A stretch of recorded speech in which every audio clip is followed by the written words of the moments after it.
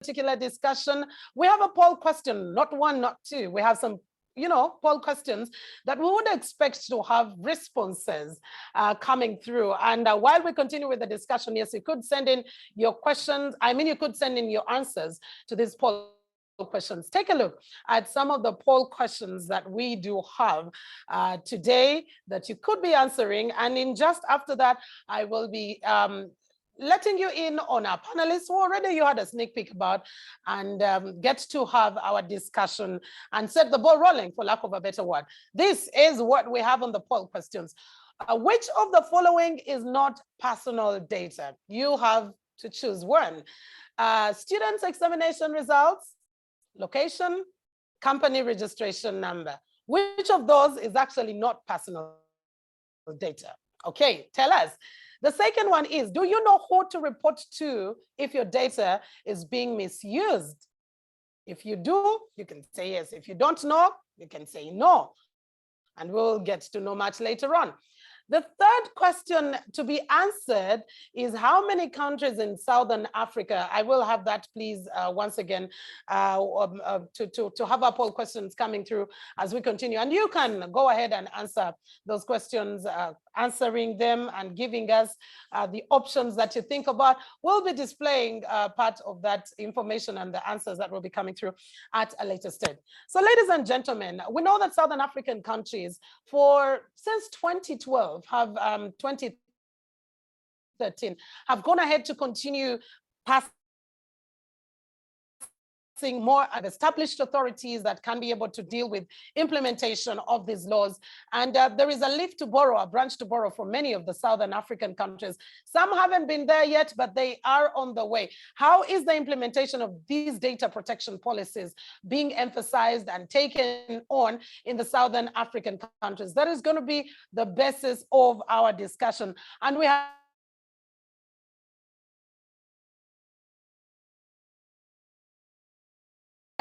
now they always say ladies first, unless there is just. So allow me to introduce to you our panelists, starting with from Zimbabwe. I do have Nompilo Simanje. Nompilo is a legal and ICT policy officer, Media Institute of Southern Africa. Nompilo has also been at the heart of campaigns that do promote the right to privacy, free expression, and access to information, both online and offline. And she's also an expert on the intersection of technology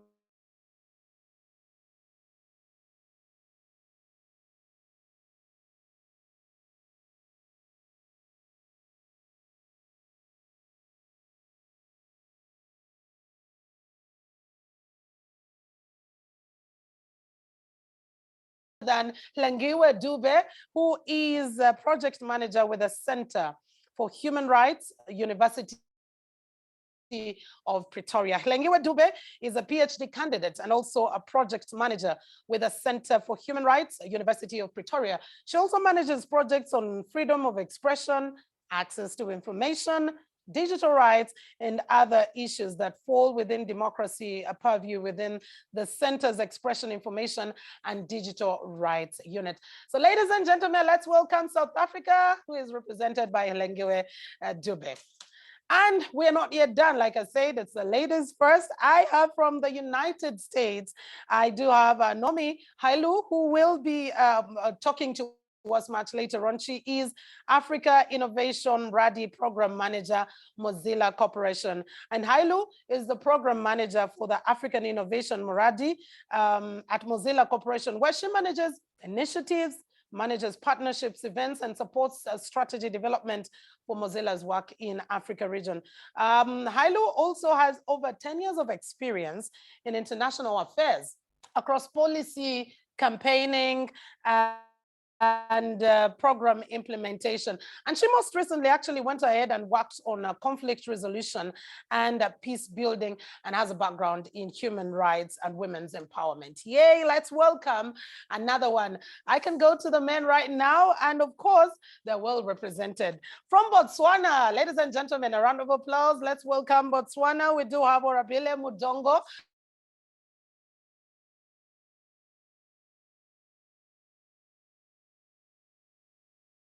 Research and tech as well. Is apology. I'll say that again. He specializes in public interest technology at the nexus of digital governance, policy, and regulation. And currently, he is a member of the Responsible Artificial Intelligence or AI expert panel for the MIT Sloan Management Review. That is Orabile Mudongo, who will be speaking to us in just a bit. From Malawi, yes, that's Orabile that I was talking about just much earlier on. Apologies about the earlier one. We will definitely be getting you their profiles a little later. Let's now welcome from Malawi, Jimmy Kanja. This is where we want to do a round of applause and, some flowers coming through. Jimmy Kanja is a senior lecturer at the University of Malawi. He is a senior lecturer and he teaches media communication and cultural studies. His areas of research interest are media and communications policy, journalism, new media, of course, including our new social media and everything, digital rights, freedom of expression,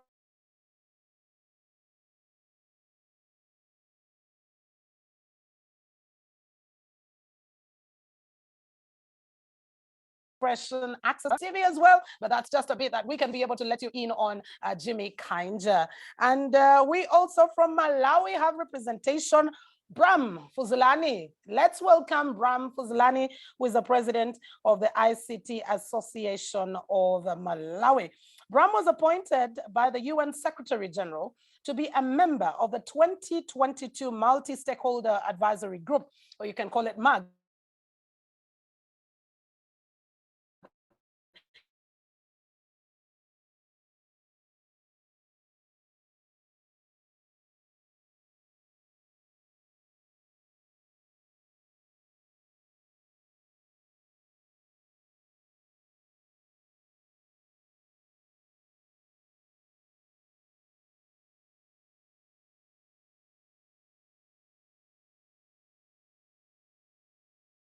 employing technology as an enabler. So ladies and gentlemen, those are our panelists that we will be taking a discussion on with, and we want to welcome each and every one of you who has joined us online. This session is being recorded, that we want to remind you, and we want to take on the discussion. The Southern Africa Privacy Engagement today is looking at enforcement of data protection laws in Southern Africa, a reality check. What exactly is happening? Is there effectiveness? Is there efficiency of these laws? Are they being well implemented by the authorities and the powers that be? That's a discussion that we will be taking on.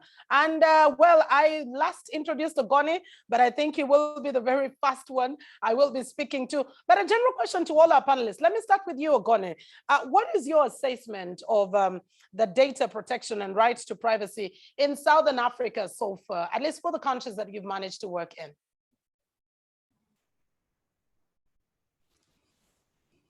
Hi, please confirm that you can hear me. Yes, I can. Awesome. Well, I think first of all, let me thank you for having me. It's quite exciting to be an active participant in this year's this conference. Having observed the Unwanted Witness movement, as I call it, coming out of Central Africa, specifically around the Ugandan area, I believe, and then making its way now into Southern Africa. So I think to this latter point, allow me to just say to Dorothy, Alan, and the team there, welcome to Southern Africa. Now, going back to your question, let me just start by saying and being honest. Objectively speaking, the regional attitude for this side of the world towards the protection of personal data has been quite frankly sluggish if you compare Africa in general and of course Southern Africa in particular to our international counterparts. And maybe at this point I should single out South Africa as something of a regional pioneer, represented here by Tlengiwe, and I'm sure she will speak a little more about that. So South Africa drafted and adopted the Protection of Personal Information Act in 2013, which in itself was a little overdue if we use the international standards as a barometer. Now, if I now bring it closer to home, through what was Act number 32, the Botswana government only adopted the Data Protection Act in 2018. Now, if you take that and juxtapose it with the tremendous growth of the digital economy, it's fair to say, while commendable, it was by many standards way overdue.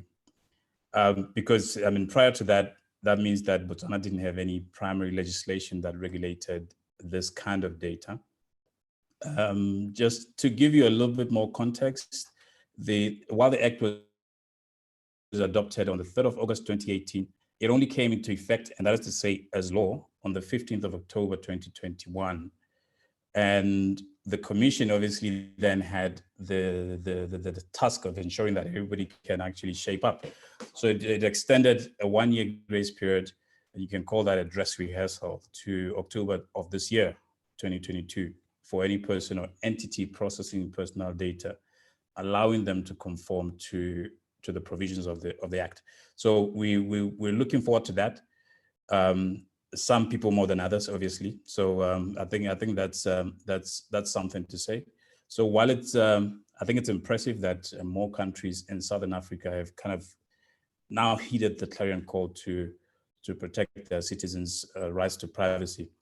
But having said that, my view still remains that there's more that can still be done to unify this compliance at an interjurisdictional layer, for lack of a better word.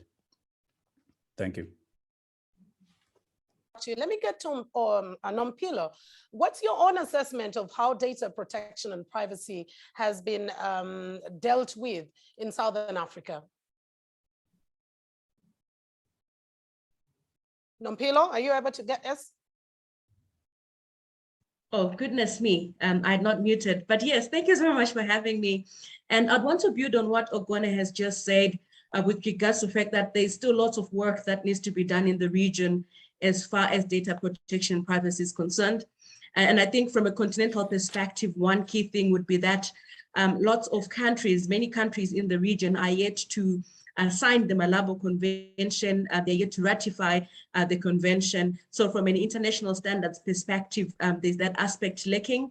But also there's the issue of acquisition and deployment of surveillance tools in the region, which has also been contributing to the undermining of the realization of standards with regards to data protection and privacy. And Zimbabwe and Zambia are two of 7 countries in Africa that were recently identified as using Israeli technology or Israeli spyware. So these are some of the key concerns that I've had. And maybe just to take that down a notch to the Zimbabwean context as well. In Zimbabwe, we only enacted our law last year, December 2021. So the data protection law that we have is fairly new. And what that has also meant is that there is yet to be a clear enforcement of that law here in Zimbabwe.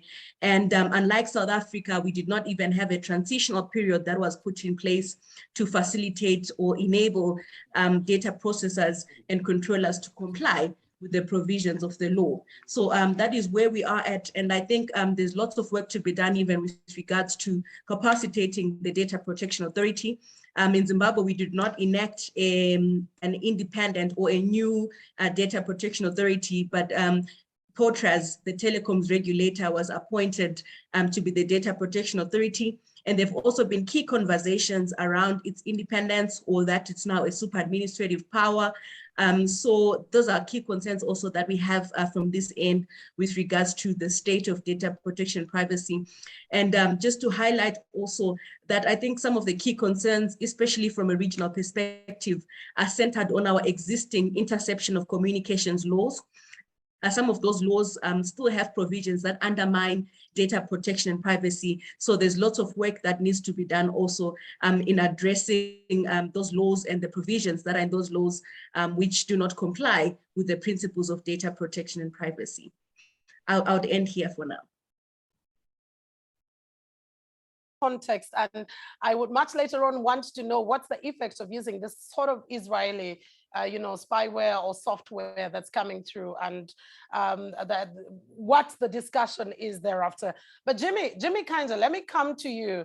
In your own view, looking at how your country and the other countries, Southern African countries that you've paid attention to, how is the aspect of data protection and privacy being dealt with? A plus or minus? Yeah, I think to add on to what the two colleagues have said, especially what Mampilo was saying, I think we all need to look at this from the perspective, maybe perhaps of the government, so that I can imagine most governments in South Africa that they adopt data protection laws, for example, but whether those laws are going to be used for its intended purpose, or whether it's not just a tokenism, it's going to be a different question altogether. Because I think what we see basically is that the more programs that governments are embarking on collecting people's personal data, it doesn't match the ambition of having laws that protect this information. For example, I mean, even before COVID-19, we talk about COVID-19 a lot, perhaps because most people adopted the use of technologies during the COVID-19 because of lockdowns. People have to work online and all that. But if you look at Malawi, for example, Malawi implemented national ID, biometric national ID registration, which is mandatory for anyone who is 16 or over in 2017. In 2018, adopted mandatory SIM card legislation, for instance. So we've had basically programs that is collecting a lot of people's data in absence of data protection law. At the moment, we have a draft, of course.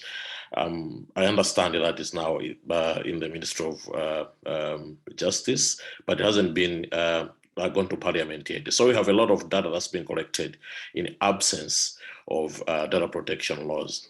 In addition to that, I think we also need to appreciate that if there is no big push, say from the public for these laws, governments are going to be slow.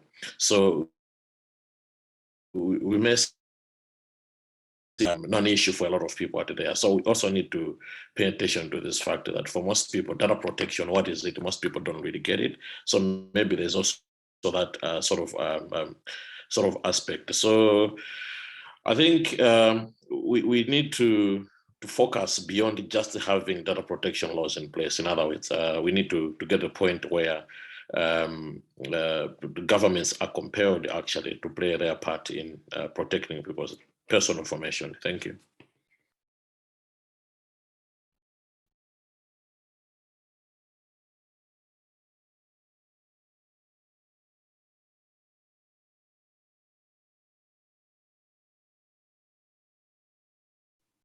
Hello.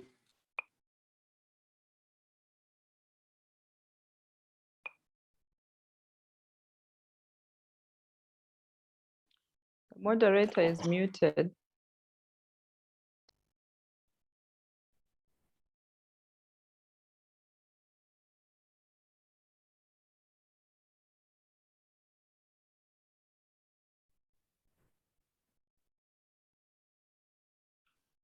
Yeah, I think she's on mute. I can't even.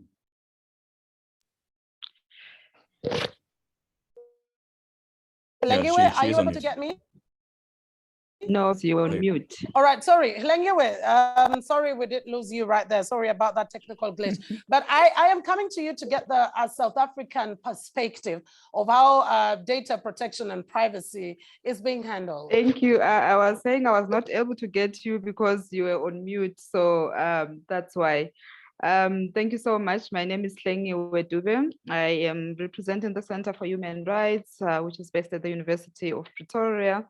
So some of the issues have already been mentioned, so I can just cross-reference what has already been alluded to in the interest of time. So we've already heard that having a law is one thing, but also then its implementation is something totally different.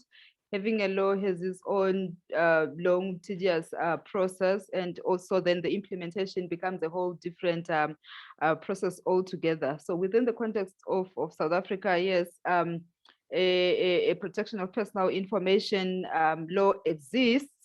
And thankfully also the Data Protection Authority is now in place, which is the information regulator led by Advocate Phansi Tlakula. So it is growing in terms of its work, in terms of its capacity as an institution. Unfortunately, the demands that are required to be performed by this institution are quite huge, and there is a requirement or an expectation for it to hit the ground running. But I think they are really trying their level best as an institution. And it's the demands also. We've heard of the data breaches that have happened in South Africa, quite a number of them, and I'm sure there are many that have not been reported. So that is the kind of volume of work that is expected of the institution. If you go to the law itself and look at how much the function of the information regulator, it's quite a very huge mandate. So it's what I'm referring to here is that it requires a certain level of resourcing in terms of its capacity, and also the financial resources as well. So in as much as it is functioning, it could be better resourced as well. And so because this mandate, like I've said, it's quite huge. There's an awareness mandate, there's an enforcement mandate, among other things. But we have seen instances where the regulator has really stepped up and provided guidance in certain areas. If you go to their website, you will find that there is stuff around political parties in the electoral environment. There is also a guidance note on children. There was also a guidance note that was issued during the COVID context, and also there were other processes that were also adopted during the COVID context that ensure that protection of personal information is upheld, and also the appointment of a designated judge to specifically look into those issues. But again, the development of a culture of lawful protection of personal information is quite a process on its own. Jimmy also mentioned the issue of knowledge gaps. It is still a reality here that to get to understand the nitty-gritties of the law itself and actually develop the necessary systems that are required to effectively implement the law. You know, this is something that is still at the nascent stages and still requires a whole lot more effort. Institutions require issues, you know, to adopt certain data governance frameworks, to develop certain institutional structures, to adopt certain technologies, to develop policies, and also with the relevant expertise as well. And all this is happening within the context where we are using more and more of technology, and even the risks that are brought by technology are becoming many and very often. And this also affects information, the credibility of the information, the integrity of the information, or the confidentiality of the information, hence the many data breaches that has been experienced so far. So there's that issue as well, that, you know, you're trying to implement the law, but there are all these cyber attacks that are also happening, which also compromises the issue of the level of implementation or the quality of implementation.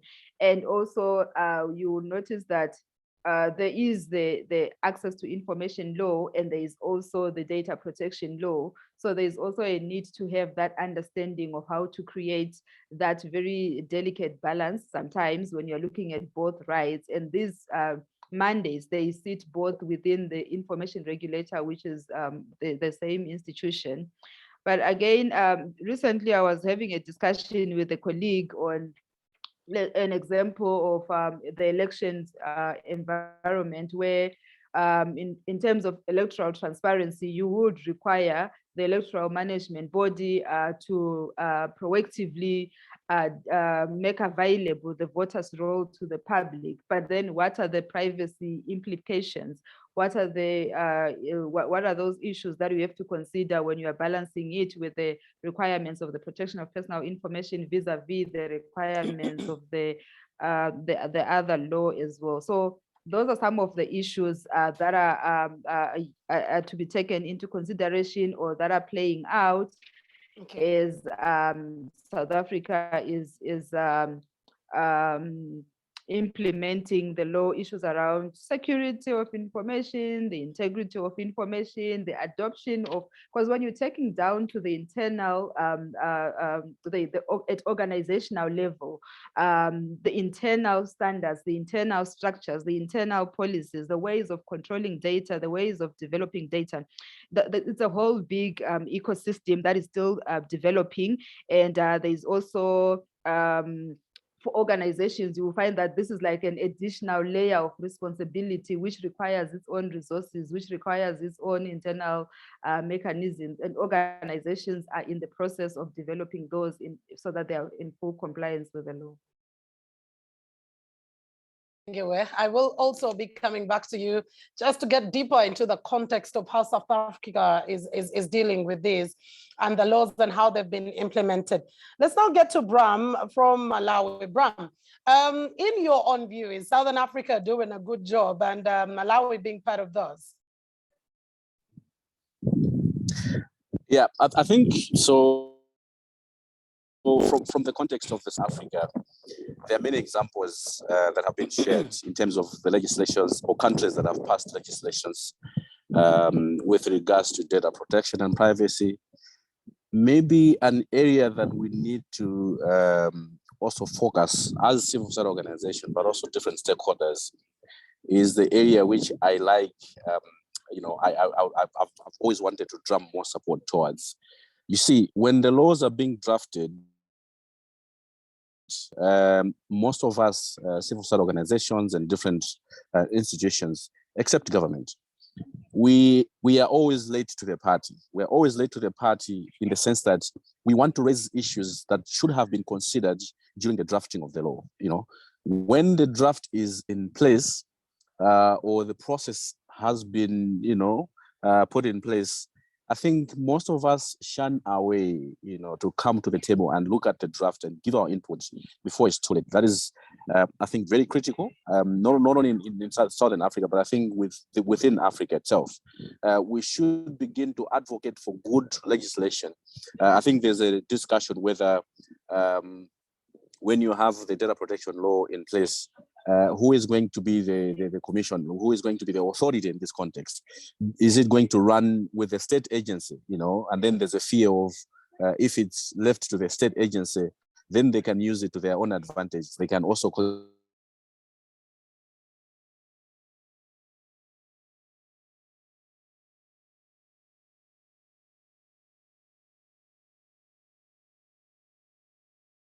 political drafting. I think we can avoid some of these mistakes. That is number one. Number two is now we also begin to just focus on all the police or the law enforcement agencies are not doing enough because there are people who are being exploited. There are people whose data is being used without their consent.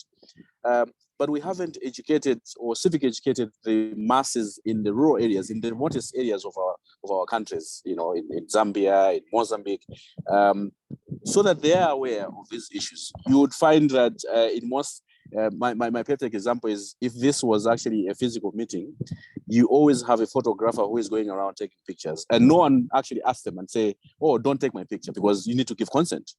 These are some of the obvious things that we need to go out there and even, civic educate people.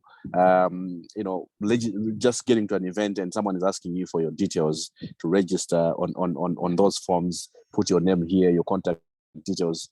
Who is going to use it? You need to consent. So yes, we have been very vocal on asking our governments to make sure that they put in place policies and legislations. But I think we need to go back and also look at our communities. We need to go back and get involved at the forefront of drafting these legislations as civil society organizations to amplify the voices of the voiceless. Thank you.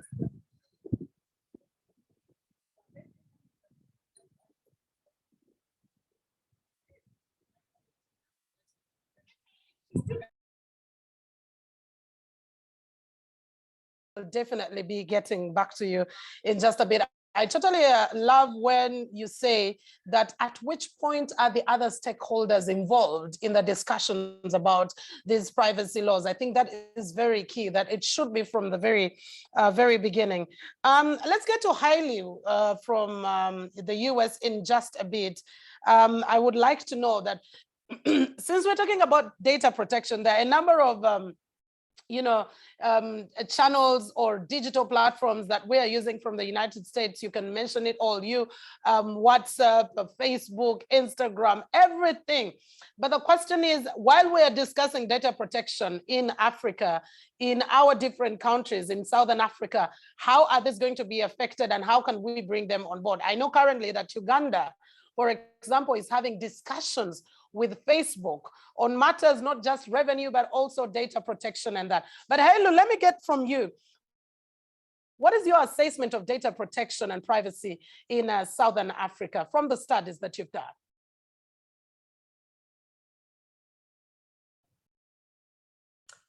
Hello, good afternoon. I'm really happy to be here at the Southern Africa Privacy Engagement event, talking about the enforcement of data protection laws in Southern Africa. I'm honored to be here with my esteemed fellow panelists. It's great to share this virtual floor with you all, and thank you to Unwanted Witness for the fantastic job in organizing this. So in response to my assessment to the state of data protection and the right to privacy in Southern Africa so far, I'll briefly share my perspective as someone who is a member of the African diaspora, but from and based in the United States. Working for Mozilla, a global tech company whose core values include privacy, and working specifically to promote a framework Mozilla uses called the Lean Data Practices, what's become apparent to me is that there's a global trend towards greater data protection legislation taking place, and this is also the case across Africa. And Southern Africa specifically have policies or draft policies at a higher rate than the average of the rest of the continent. So that being said, having a policy outright is not necessarily the end goal, because it's also important to have the right kind of policies that safeguard users' data and their privacy. We have seen that cybersecurity laws and data protection laws proposed in the region can sometimes infringe on individuals' online privacy rights, which is a concern that is certainly not only limited to Southern Africa or Africa generally, but many countries and regions across the world face this issue.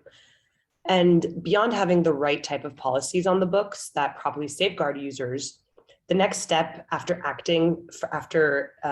moving into a policy is the implementation, and that's often really a challenge to do so. One last point that I'll share is that with the Africa Continental Free Trade Area, there's a lot to navigate around cross-border data flows, and the need to harmonize data protection and privacy rights across African countries will be paramount in the adoption of the AFCFTA. Thank you.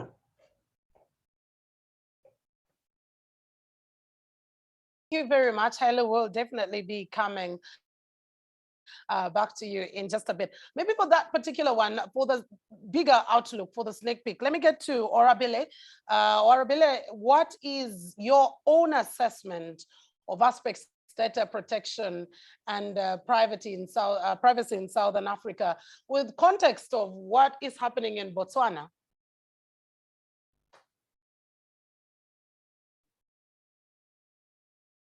Can you hear me? Yeah. Yes, we can. Okay, super. Thank you so much for that question. Perhaps in response to it, I just wanted to actually, indicate how much I share the same sentiments with other panelists in this discussion as well. But from a general perspective, I think, looking at the data protection landscape across Africa, you realize that it has undergone the significant changes over the past decades. And there is this, increase in the adoption and implementation of data protection laws, as well as, different frameworks by various countries in the region. But what's really interesting as well about this kind of developments, you're seeing also some regional bodies, across the continent, as well as, globally, coming up with this kind of developments into effect. For instance, globally, the GDPR, as well as, the African Union with the current data policy framework. But what's really interesting about this kind of developments at the same time is that, with this kind of rise in digitization as a result of, COVID-19 pandemic, the broad implementation of such, privacy laws across the continent, even in Southern Africa, has never been more urgent, basically. And, countries like Mauritius, South Africa, Zimbabwe, and now Botswana, they've been really implementing these new measures to protect and secure the personal privacy and information of their citizens.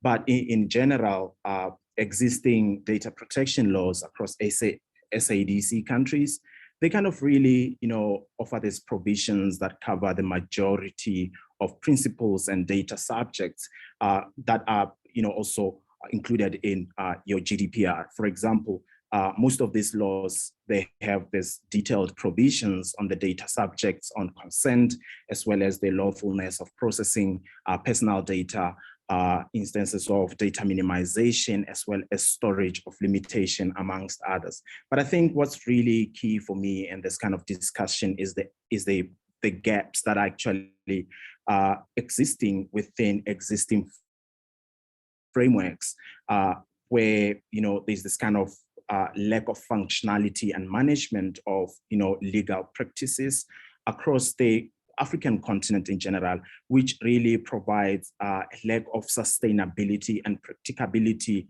applicability of this very same frameworks in the local context. I think I'll take it back to you. Thank you. Is very key, that those gaps are definitely the recipe for the lack of sustainability, and also not being able to continue to implement to the latter the laws that have been enacted in the different countries. Now, let's put this in context, and I'm coming to you, Ogane. When you look at we're talking Southern Africa currently, but we cannot let out, for example, e-commerce sites, social media sites, and even just search engines that are located in the United States. If you can say Microsoft, Google, if you're talking at eBay, if you're talking about Facebook, and all these other social media platforms. Now, the US trade perspective, in the US trade perspective, many of the laws that we are enacting in Africa already, those that are existent, are likely to impact a variety of such digital sectors.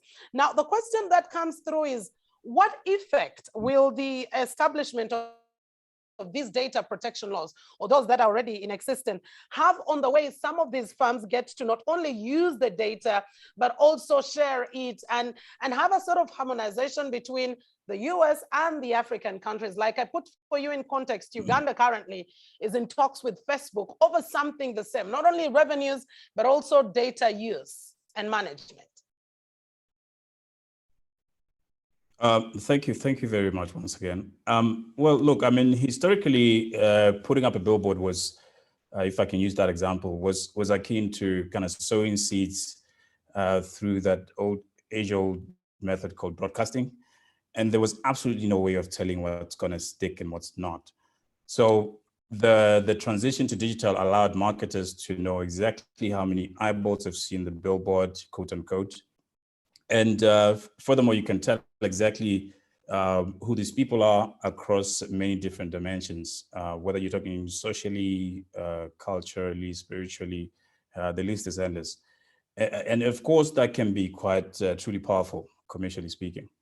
Now, to your question, the main objective of the establishment of these laws is really to keep in check this free range utility of personal data by the corporations.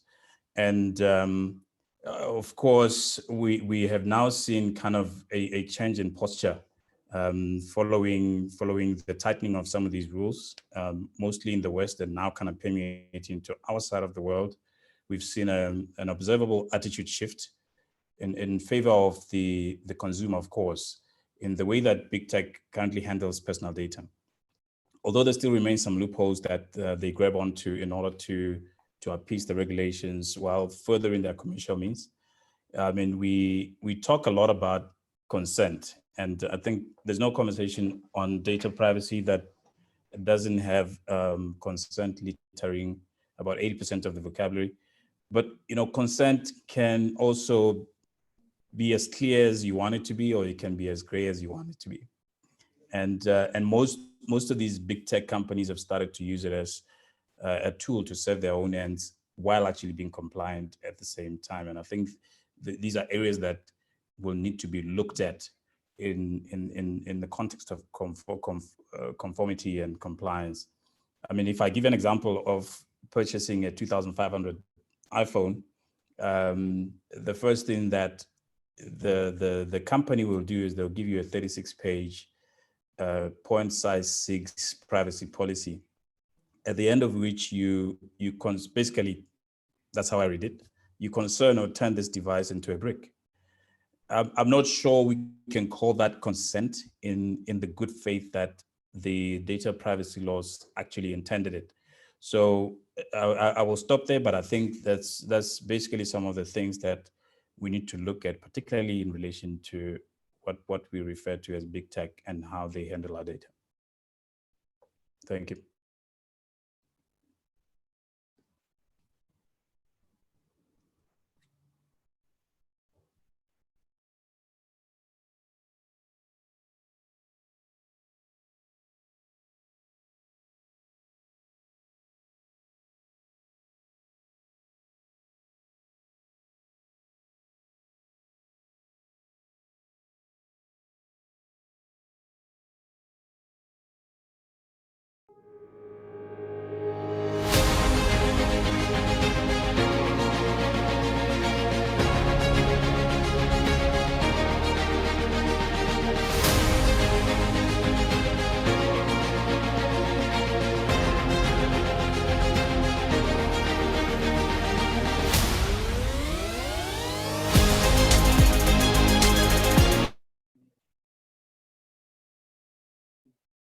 All right, thank you very much, Ogone. Sorry about that.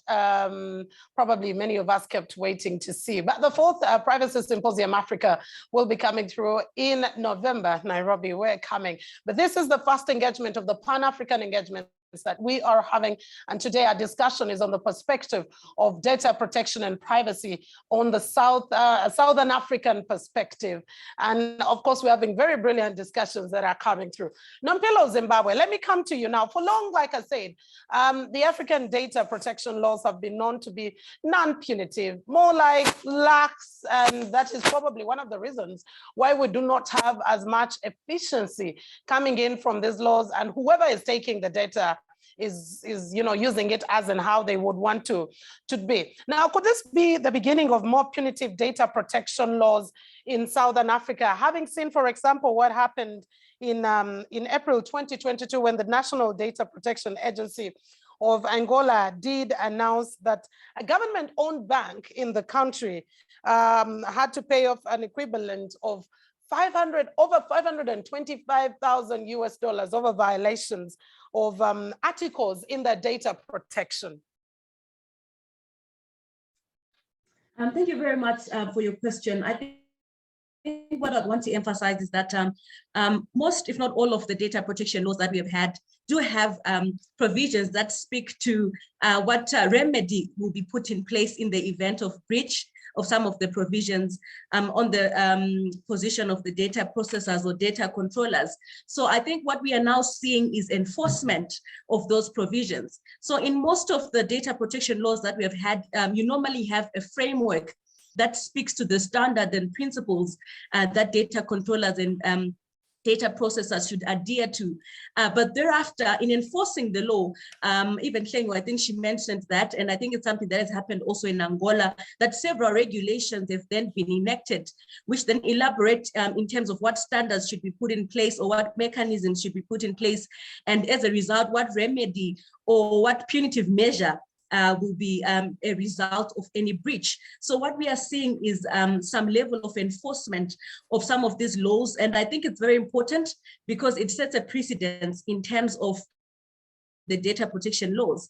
And I think it's something Hlengo touched on and the other panelists, that it's one thing having data protection laws, but it's also very important to then have enforcement of those laws so that we realize data protection and privacy. So I think an example has been set, and it's important because there are key principles in these laws to which data processors and controllers should adhere to.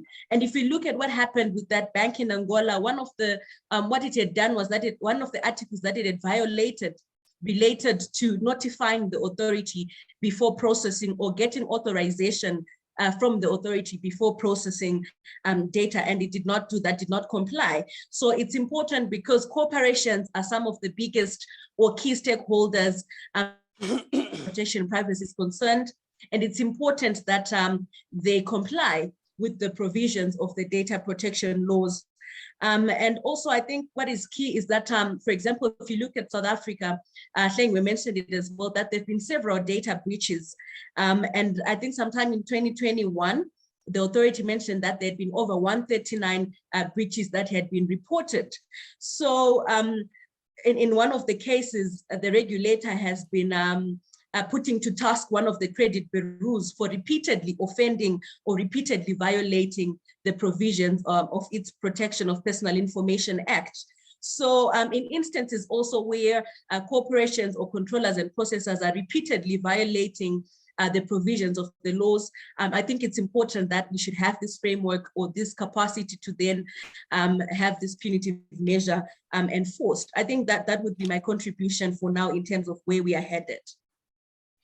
All right, Jimmy, I now want to bring into context the journalistic perspective and the tenets of journalism. Now, I know one of the key principles of data collection is basically what the information is going to be used for. So you're probably collecting my data to be able to store it as staff or to be able to buy goods. So you need to know my credit card number and all that stuff.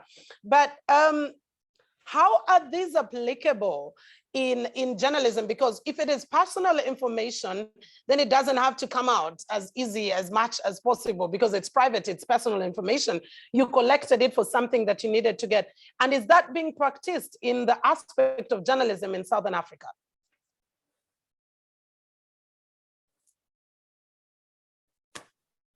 Jimmy? Hi, sorry, I'm still muted. I don't think I would pick out any specific case to say, to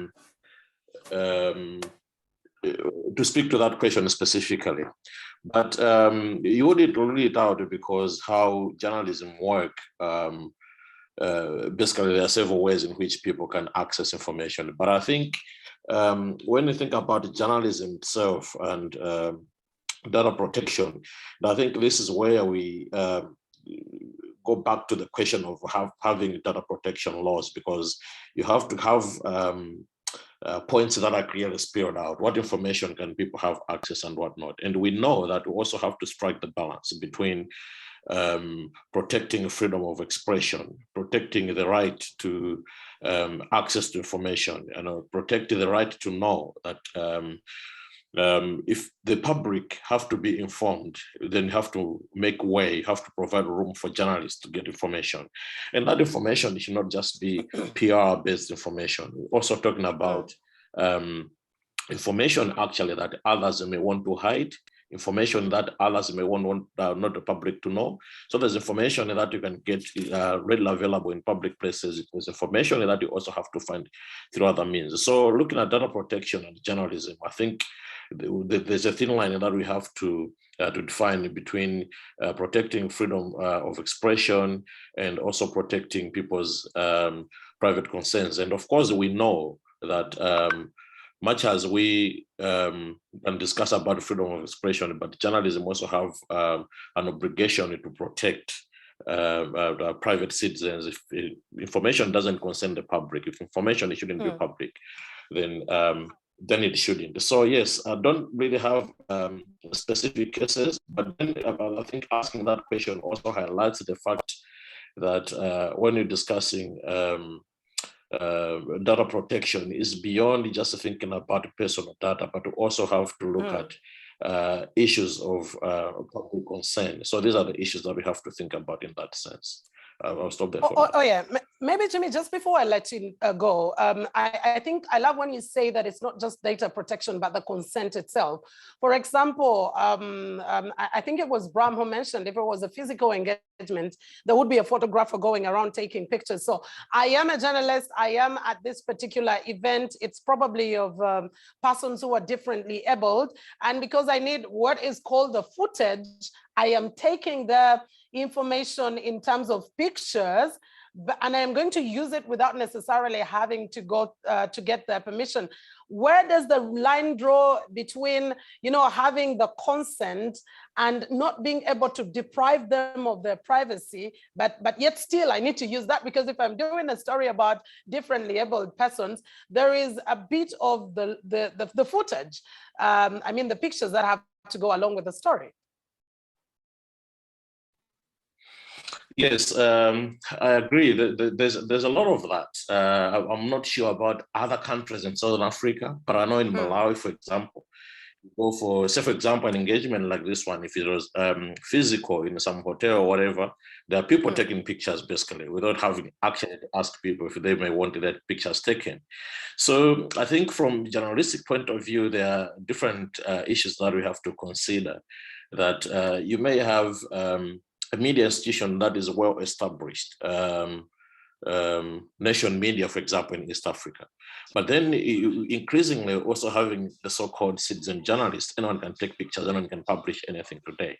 So the different ways of looking at it, if it's an established media institution, perhaps media institutions themselves also have their own institutional policy. They have their own safeguards and gatekeeping processes. So you'd assume a media institution with their name would have those safeguards in place, because by the end of the day, they also want to avoid lawsuits and so on. But perhaps maybe the difficult part becomes when in this day and age, because of the technologies that we have, anyone can take pictures, anyone can use those pictures. I'm not entirely sure how legally that would work, but I would insist that you don't use not just pictures, but any other information from people without their own consent. I think that should be emphasized. All right, thank you very much. I also do see a response from Fatma Haruna Songoro from Victory Attorneys and Consultants in Tanzania, who says they've been writing quite a number of articles about data protection and privacy, and she has been able, he has been able to share that some of those links right there. So please make good use of those and see what has been happening in Tanzania and what those particular articles have to say about data protection, the kind of subject that we're having right here. Hile, let me come to you. In South Africa, you have what they call the Protection of Personal Information Act, or for lack of a better word, could say POPIA. And this took effect in 2021. Also having a grace period through which there was a compliance sort of aspect from the different other organizations. But what seems to be coming through is that, for lack of a better word, let me say that companies are struggling. And if there is any investigation point for some of the bigger companies in South Africa, it's going to come through on the aspect of data use and protection. Now, how hard is it, or how hard has it been for these organizations to operationalize POPIA effectively? And what reasons are they actually given for failure to operationalize it?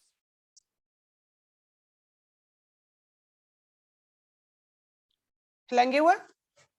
Yes, yeah, thank you. So for a moment, I thought you were referring to someone because you came up with a different version, but it's fine. Okay. It's okay. So yes, I've already alluded to some of the challenges in my first submission. So like I said, the issue of enforcement and implementation, it's a whole process. It's a whole loaded process on its own.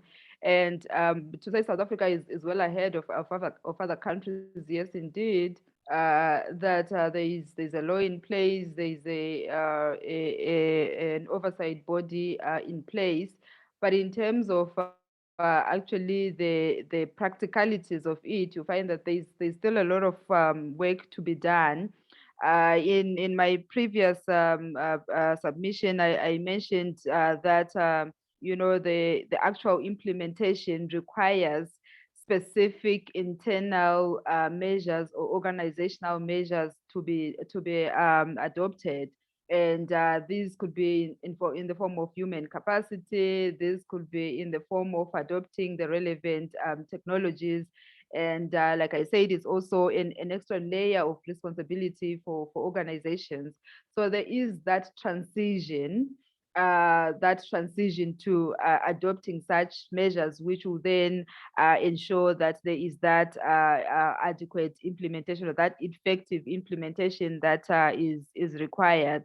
And the other thing also that I mentioned was the fact that the organizations are still managing this, and it's an organizational strategy measure that measures that have to be adopted and implemented. So if you go into the actual organizations themselves, you will find that there are some organizations that still do not know what exactly to do with POPIA, like how exactly to go about it implementing, who still do not know what the importance of implementing POPIA is, and if there is any importance to their business or whatever they are doing, how should they go about it? So there is still that gap, and there is need to then have led by in the information regulator and also other like-minded organizations to then delve into the nitty-gritties of this POPIA and assist organizations on exactly how to go about the implementation, because that is where the gap is missing. You will find that some of them now end up transplanting privacy laws or data protection laws without really necessarily understanding what the specific importance is, and or without probably adapting them to their organizations, which becomes very difficult to implement when you are copying and pasting. But what is needed actually is their cultivating the culture of data protection, cultivating the culture of protection of personal information. So there is a whole lot, and there are organizations as well that will struggle with this, because some of the requirements, especially to protect the integrity or the confidentiality of the information, would require a certain level of resources or certain technologies which organizations might not immediately have, but this is a process that they might be working towards. And then also the issue of the organized, the digital risks or the cyber risks that are being experienced, which also compromise what these organizations or these responsible authorities or entities or parties will be working towards in terms of compliance. There is, your efforts as an organization, but there is a whole world of criminality that is playing out, and that creates risks around the security of the information, which is a very important attribute of data protection, that information, whilst it's being processed, it also has to be secured. But now that we are in a very digitized world, issues around cybersecurity are also very important, and these are also issues that organizations are grappling with in terms of embracing them and adopting them and actually coming up with specific and practical measures. But also the issue of the knowledge gap being also one of the issues to consider, and also just prioritizing the issue of privacy and data protection. So there is need, I think. I remember having a conversation regarding some of the specialized information, such as children's information, that, when you go to entities such as schools right now, and just check level of understanding that is required, or their level of understanding when it comes to POPIA, you find that is very low.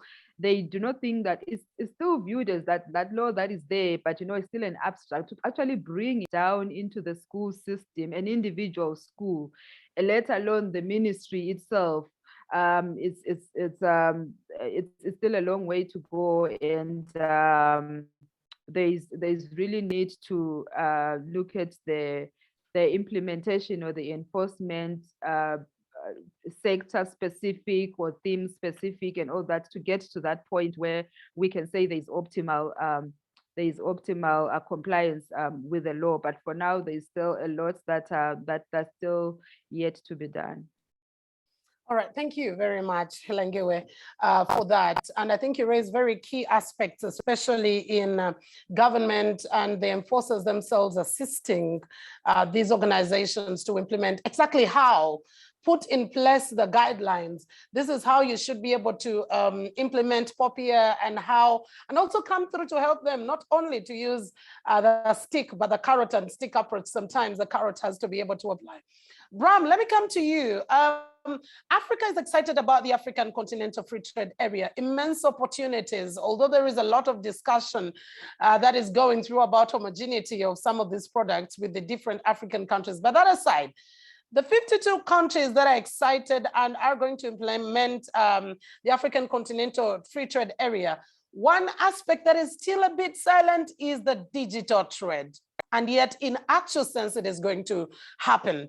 Information is going to be shared, which we do not know how exactly it is going to be used. And it is a tale of two worlds. The countries that have immense, laws and data protection policies and mechanisms in place, yet others are still taking baby steps at that. Now, how can we have the African nations form these different policies that can govern the digital landscape and be able to promote trade, but as well as putting privacy, data protection and privacy into action?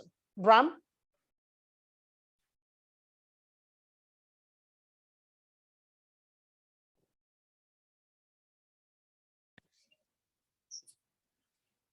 Yes. Able to get us, Bram? Oh, yes, take it up. Yes, I'm able to get you. Thank you. It's a very interesting conversation. I think there was a survey which was recently shared where Meta was actually projecting how Africa would benefit to the emerging technologies, the digital world itself.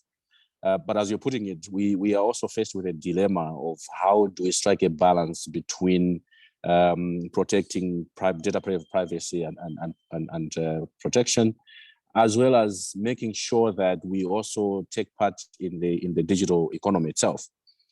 Our policymakers have been slow in terms of enforcing some of the international conventions and laws. I think there was a mention of Malabo, for example, convention, which a lot of countries have yet to ratify. We have seen examples how the colleagues in the Europe have done it using the GDPR, for example, and that has disciplined pretty much the giants in the technology space to make sure that they are not taking advantage of the data subjects as they are collecting the data, as they are trying to bring their digital solutions in those countries. This is where I think not just looking at the regional aspect as Africa or Southern Africa or West Africa, but collectively as at the Africa Union level, how do we, not just for the Africa technology companies, but how do we strike a balance when these companies are now coming in Africa, collecting the data and processing it to ensure that the protection of data subject and the privacy are amplified at the same time, making sure that Africans, especially indigenous technology companies, are also at the forefront participating in this digital, in the digital economy. That is where we have seen very little. I mean, maybe I could be talking from the Southern Africa experience of the advocacy, to come at the forefront, especially the civil society organizations, academia, to advocate for better technology innovations, but also that protect the at the design center of it, protecting the data privacy of the data subject themselves. Because remember earlier I mentioned that we are always at the forefront or at the end of saying, oh no, this technology does not take into consideration issues of privacy and protection, but if we can begin also to advocate for these innovations that are coming in as we're taking part as Africans in the digital space, the metaverse and the cryptocurrencies, how there's a question actually that is going around that I think the next big thing that is going to be to happen on the digital space is the metaverse platform. Now, who is going? I mean, metaverse is about a digital world, a virtual world, where we can have a different experience altogether. You know, we can interact, we can, you know, play games, but this is a virtual world, not a physical world. But the question is, who is going to be responsible to regulate how data is collected and processed in that digital or virtual world? You know, in a physical world, we have these legislations, we have all these conversations going on, but in a virtual world that is now taking the center stage of the digital economy, who is going to be responsible for crafting policies that regulate how data, because, you know, in a virtual world, you also have your own sort of identity. How is that going to be protected? How is that going to be the data that is collected in the virtual world processed and protected in as far as we're protecting it in the physical world? So those are some of the conversations that we need to begin, and we haven't done much work. There's a lot that needs to be done in terms of seeing that policies and discussions are going towards that direction. Thank you. All right, thank you very much, Bram. I agree with you that we need to look at technological innovations in a totally different way, encompassing all this. Now, Hailu, looking at the scorecard, I was paying attention to the Unwanted Witness Privacy Scorecard report of 2021, and it observed something that I've always asked myself, that all this personal information about myself that I'm providing, what are you going to use it for? You're asking about marital status, you're asking about height, you're asking about weight. What exactly are you going to use all this information for? And I know that Mozilla paid a keen interest to this and to this kind of behavior, and introduced what is called the Lean Data Protection Curriculum. Now, Hailu, I beg your indulgence on telling us more about this Lean Data Curriculum and how it actually impacts data collectors, especially on the African continent. You get only that which you want, not everything and anything. Hello? Yes, that is absolutely right. So often organizations will collect more personal data than what is actually needed to provide the service or the products they're delivering. This can happen for a variety of reasons. Perhaps they don't realize that they're collecting unnecessary data, or maybe they want to collect more data in case they think that they might need it down the line, that it might become useful in the future. And so at Mozilla, we practice something called the Lean Data Practices. So we only collect the data that we need to make the best products. The Lean Data Practices can help you be smart about how you collect data. It will help you build consumer trust, and ultimately it can help you grow your business. The framework of Lean Data Practices is broken down into 3 different pillars. The first one is about engaging your users. The second is around staying lean. And then the third one is about building security. So for the first pillar of engaging your users, this is all about keeping your customers informed and empowered about the data that you're collecting and why. So some of the questions that this pillar prompts you to ask is, do your customers know your data practices? Have you put your data collection in context of the situation around you and what service or product you might be providing? Can you provide more choice and control to your users around the data that they might be giving? Can you make your privacy policy more accessible? Do you need a transparency report? The second pillar around staying lean is around thinking through if all of the data that you collect delivers value. The first question around this pillar is, do I need this data to provide the value I'm trying to deliver? What data do you have? How do you collect your data? Why are you collecting this data? And also, when do you delete the data? So this framework really goes through the entire data collection lifecycle, from collecting data into data deletion, and provides some steps, some questions, and a toolkit to walk you through all of those. The third pillar around building security is to learn how to protect customer data. This is becoming increasingly important with data breaches and the certain policies around safeguarding data. And so this pillar and the Mozilla Lean Data Practices framework can really help you make sure that you're thinking through the security measures in your organization, asking questions like, how are you protecting customer data? Who has access to your data? Where is your data handled? What security measures do you have in place? And what will you do if there's a problem? And so what we did is we took this framework, my colleagues and I, and we created a lean data practices course that is now available on the Udemy learning platform. We tailored it specifically for startups and entrepreneurs in Africa, using Africa-based companies as case studies. The voiceovers are with African actors. And some of the key things that you can learn in this course is around understanding terminology such as personal data, multi-factor authentication, data lifecycle, and applying these terms to your organization. The course also helps you distinguish your data in your organization that it could, if used in the wrong way, be harmful to others. It goes through these 3 principles of lean data practices around staying lean, engaging your audience, and building in security. And then importantly, it helps you apply these lean data practices to your technology, to your company, to your policy processes to reduce the likelihood of harm and improve customers' understanding of how their data may be handled.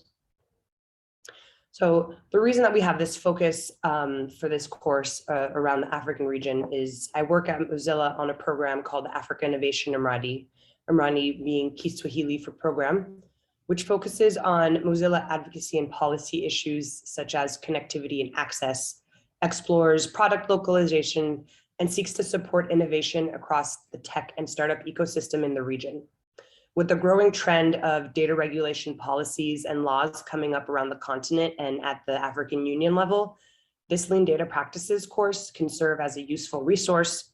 It can be a roadmap and a toolkit for organizations and individuals to start to understand the importance of good data management and provide concrete tools to apply that in their organizations.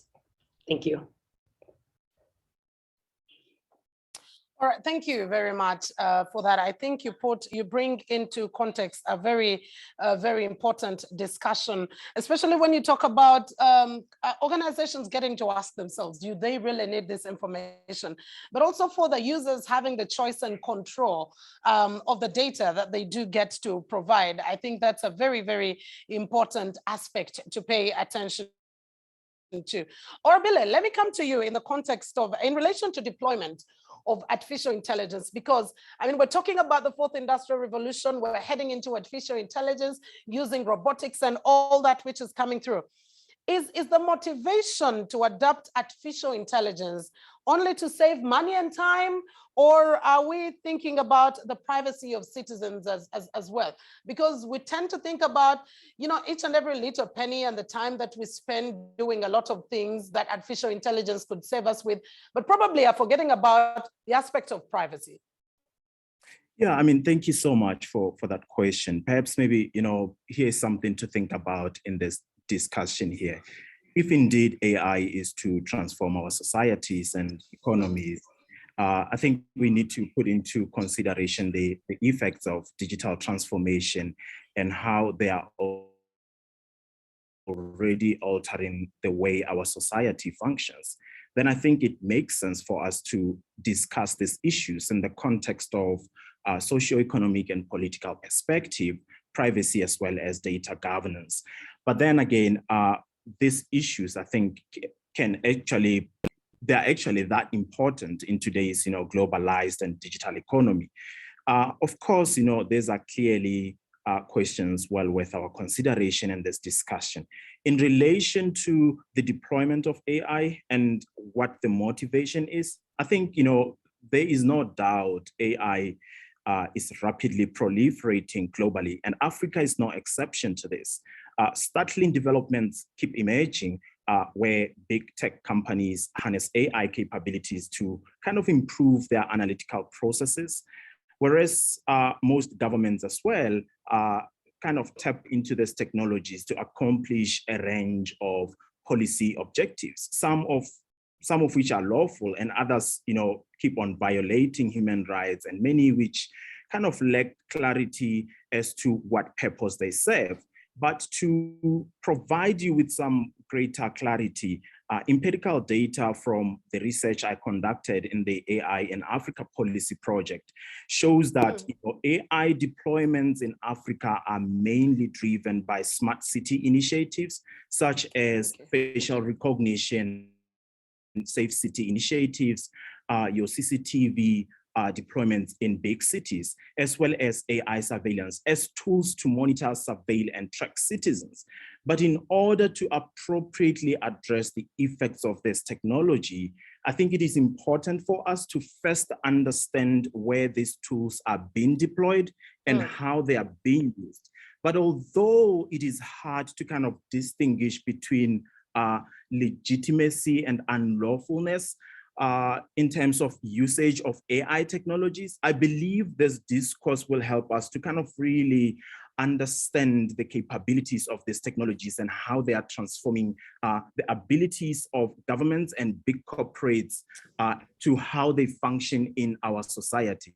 But in terms of the adoption and that gray line between privacy of citizens, I think framing AI through an African lens in this instance, Africa is kind of playing a central role in the global AI supply chain, particularly in the production phase, where we have kind of become consumers and a testing ground of these technologies. Yet these big foreign AI technologies dominate in the region, procured through public-private partnerships, between government and this private companies. You find that big tech companies that offer these technological products and solutions often are not compatible with local development priorities. But at the same time, the pressing privacy and human rights related issues these technologies highlight, I think is that these tools are often used as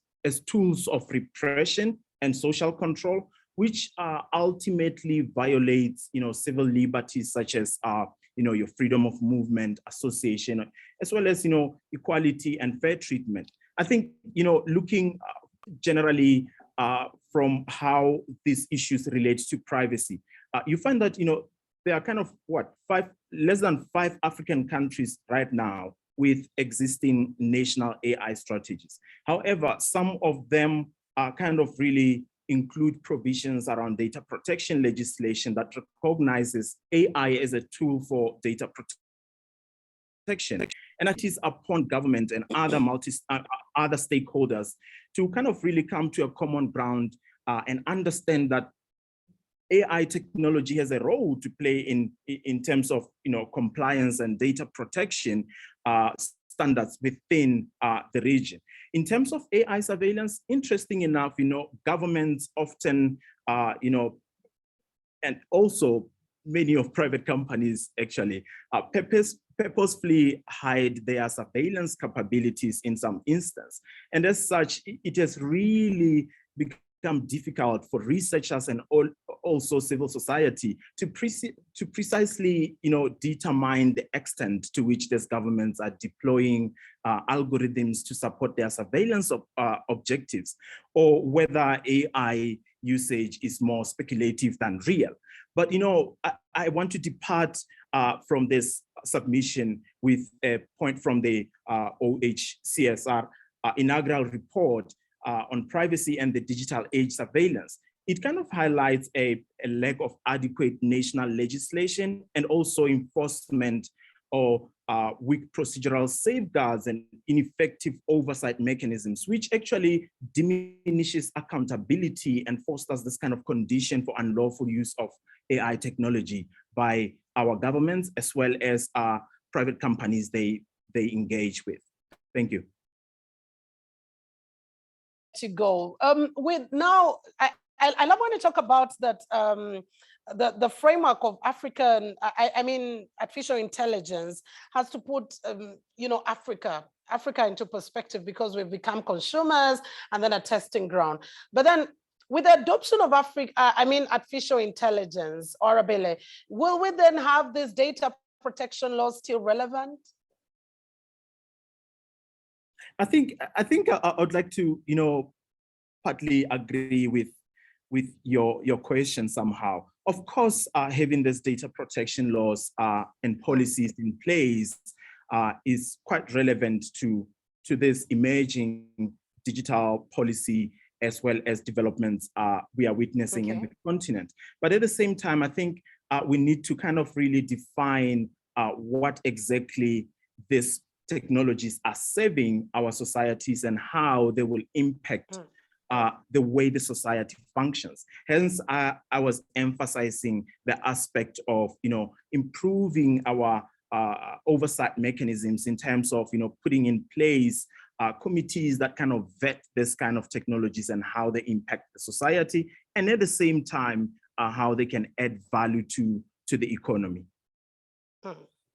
All right, Orabile, thank you very much. We'll definitely be getting back to you in just a bit. And I want to just remind all those who are attending that we are recording this particular session, and we would like to request that you are in the know of that one particularly. We earlier on had an opinion poll, and you can be able to participate in that opinion poll, or there are 3 questions that were coming through, and we will be displaying the results much later on. And as well, in that opinion poll, we have questions. If you have any questions that are coming through, please send those questions in the chat box. We already have a few questions that are coming through, and we will be sharing some of those. And you can direct your question to a particular panelist who you want to be able to answer this particular one. And maybe I earlier on did see something coming in from Karen Smith. I do request that we continue to respect each other. We are all using this space, and there is a lot of human rights that has to go. We're talking about rights, so I just wanted to pass that on, that we shouldn't be able to distract each other from the core of our discussion, which is data protection and privacy.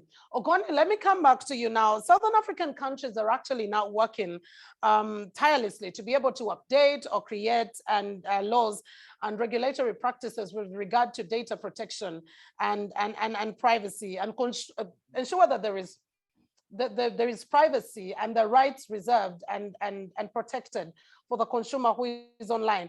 Now, as an industry representative from the sectors that do get to work with extensively with personal data, what is the cost of data protection regulatory compliance? Because what we've seen across many African countries, not only in Southern Africa, that there is not a lot of compliance. But is there an advantage to compliance anyway? Okay, thanks for that question. I think let me first start with the with perhaps the benefits. There's obviously a plethora of benefits for the adoption of enforcement or compliance to the data protection laws and policies.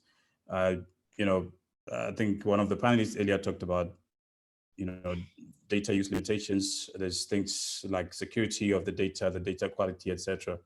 But I think for me, the ones that I find quite relevant, and I think a lot of these, that long list can be whittled down to a couple of things. And the first thing is the protection of individuals' rights and civil liberties, of course.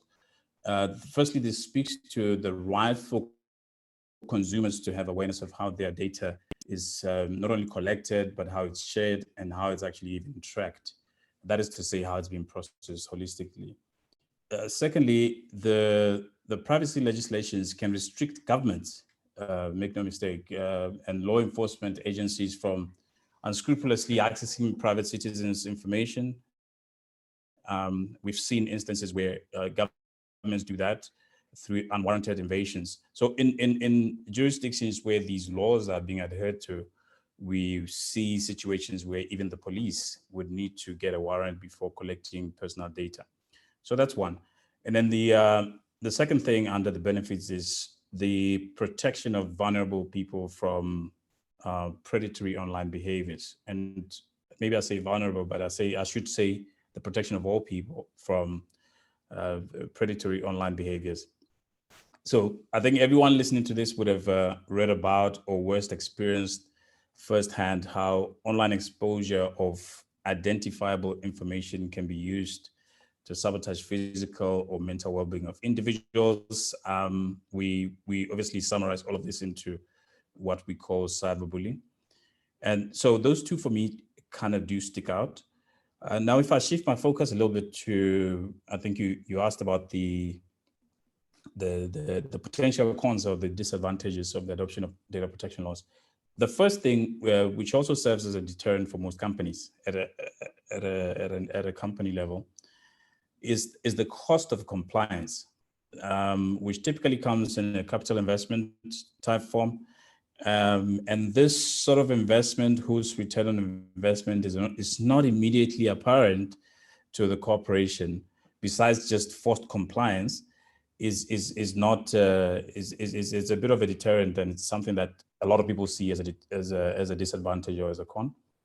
And certainly from my own personal vantage point, being in the business that I'm in, there's a case to be made for the role that is played by regulations, to these sort of regulations anyway, to stifle innovation to a certain extent. This obviously ultimately limits companies' abilities to realize their full creative and, of course, their entrepreneurial potential. You can see then that, with data privacy laws, the perception of a point as to whether it's either an advantage or a disadvantage depends on which side of the consumer corporation divide of interest you find yourself. So it's a bit of murky territory to that extent, to try and classify a point as whether an advantage or a disadvantage, because one has to take the context through which you are coming at. My opinion is that the solution, of course, then lies in striking a balance between, the organizational commercial interests and the consumer rights and freedoms, and reconciling these for those who are willing to cooperate, both on either side of that fence. What additionally makes the ecosystem even more complex is that, and what I find actually quite interesting at a personal level, is that, by design, every time we talk about data protection, you realize that, by design, data networks have a global reach. They're global in their reach, and data protection policies are local, geographically speaking. And then, of course, this structure is what makes the compliance quite challenging for the authorities and the commissioners. So hence, earlier on, I spoke about the need for inter-jurisdictional collaboration on the drafting and of course the enforcement of the protection laws. So I think I'll leave that question there. I'll take any follow-up questions if there's any that come through that. Let me come to Nompelo. Nompelo, I want to take you back to a discussion that we heard earlier of punitive measures and how many of these data protection laws are not as punitive as would be expected, because it is about do this, don't do that. But putting in context of Angola, the Angola Data Protection Agency, which did go ahead to fine a bank for breaching the data protection sections, part of the data protection sections in the laws. Now, the question is, why does it become so hard for other countries to have such punitive laws? I mean, probably with the punishments that come, heavy punishments that come with it, then we might be in a place where we will have companies and countries respecting their own laws because they know there is a hefty punishment that comes with it. Thank you so much for your question, Mildred. I think what I want to emphasize is that most of the laws have these punitive provisions in place, what should happen in the event of a breach or a violation of the provisions. But what we have seen as a gap is the gap in enforcing those provisions. And I think Hlengwa spoke at length about, particularly from the South African perspective, which could feed into why some of the African countries are also not utilizing some of those measures.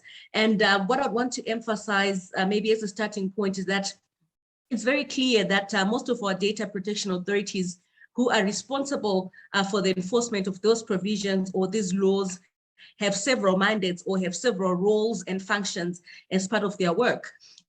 And this includes their awareness role or awareness mandate, but also there's the advisory role, because most of these authorities are advising also several government agencies and also their line ministry as well. And then there's that enforcement component. So because of that multiplicity of roles, it also becomes a challenge particularly on the enforcement side, but also to highlight that what we have noted also from most of the data protection authorities in the region is a lack of capacity, one being the technical expertise or the capacity to identify talent or skilled people to undertake that work. So there's that lack of human resource that is there, that has been noted, but also a lack of financial resources as well. So you note that, in order to fully realize the data protection and data privacy ecosystem, there's a need, to have sufficient resources for the enforcement of the laws, but the authorities are poorly resourced. And that lack of ability or the lack of resources then undermines their capacity to enforce. So that's one key issue also, which I think our governments would need to address or take into account, particularly when establishing these authorities, so that they are fully able to exercise their mandate. And also one thing that I want to emphasize on is that, and I think I spoke to it earlier, that normally when these data protection laws are put in place, they are setting out principles or a broader framework. But there's always a mandate on the Data Protection Authority to develop regulations that then elaborate on some of the issues or lay out the procedures and other key issues that would be pertinent to enforcement of the law. So what we have noted also, even what is happening currently in Zimbabwe, is that we have a data protection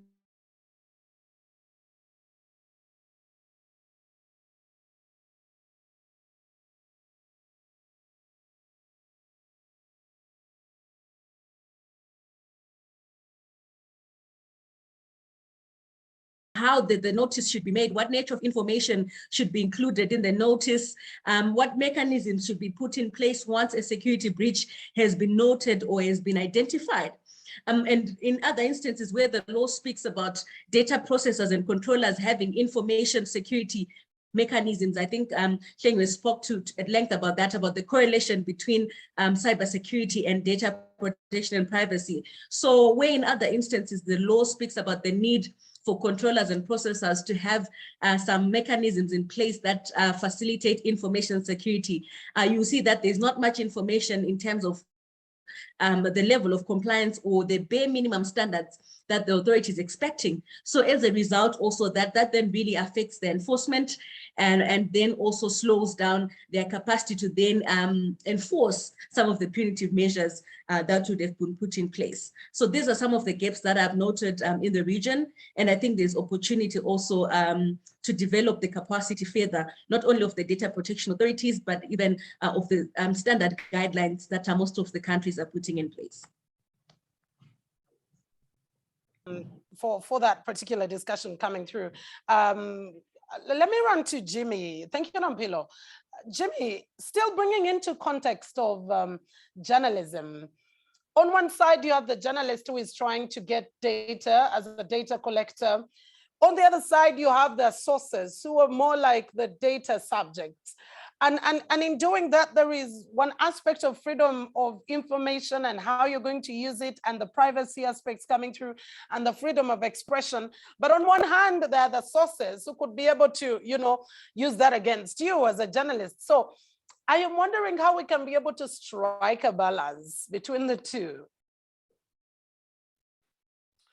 Thanks for the question. I think as I spoke earlier, I think I alluded to the fact that striking the balance, I think, shouldn't be just a question of how a particular journalist, a particular media institution decide. This is where we're coming back to having a structured environment in which there's a legal framework that applies. So, for example, if you look at countries like the UK, for instance, they had to come up with some sort of guidelines for journalists and how they work around issues of data protection in view of the data protection laws in the EU in those days.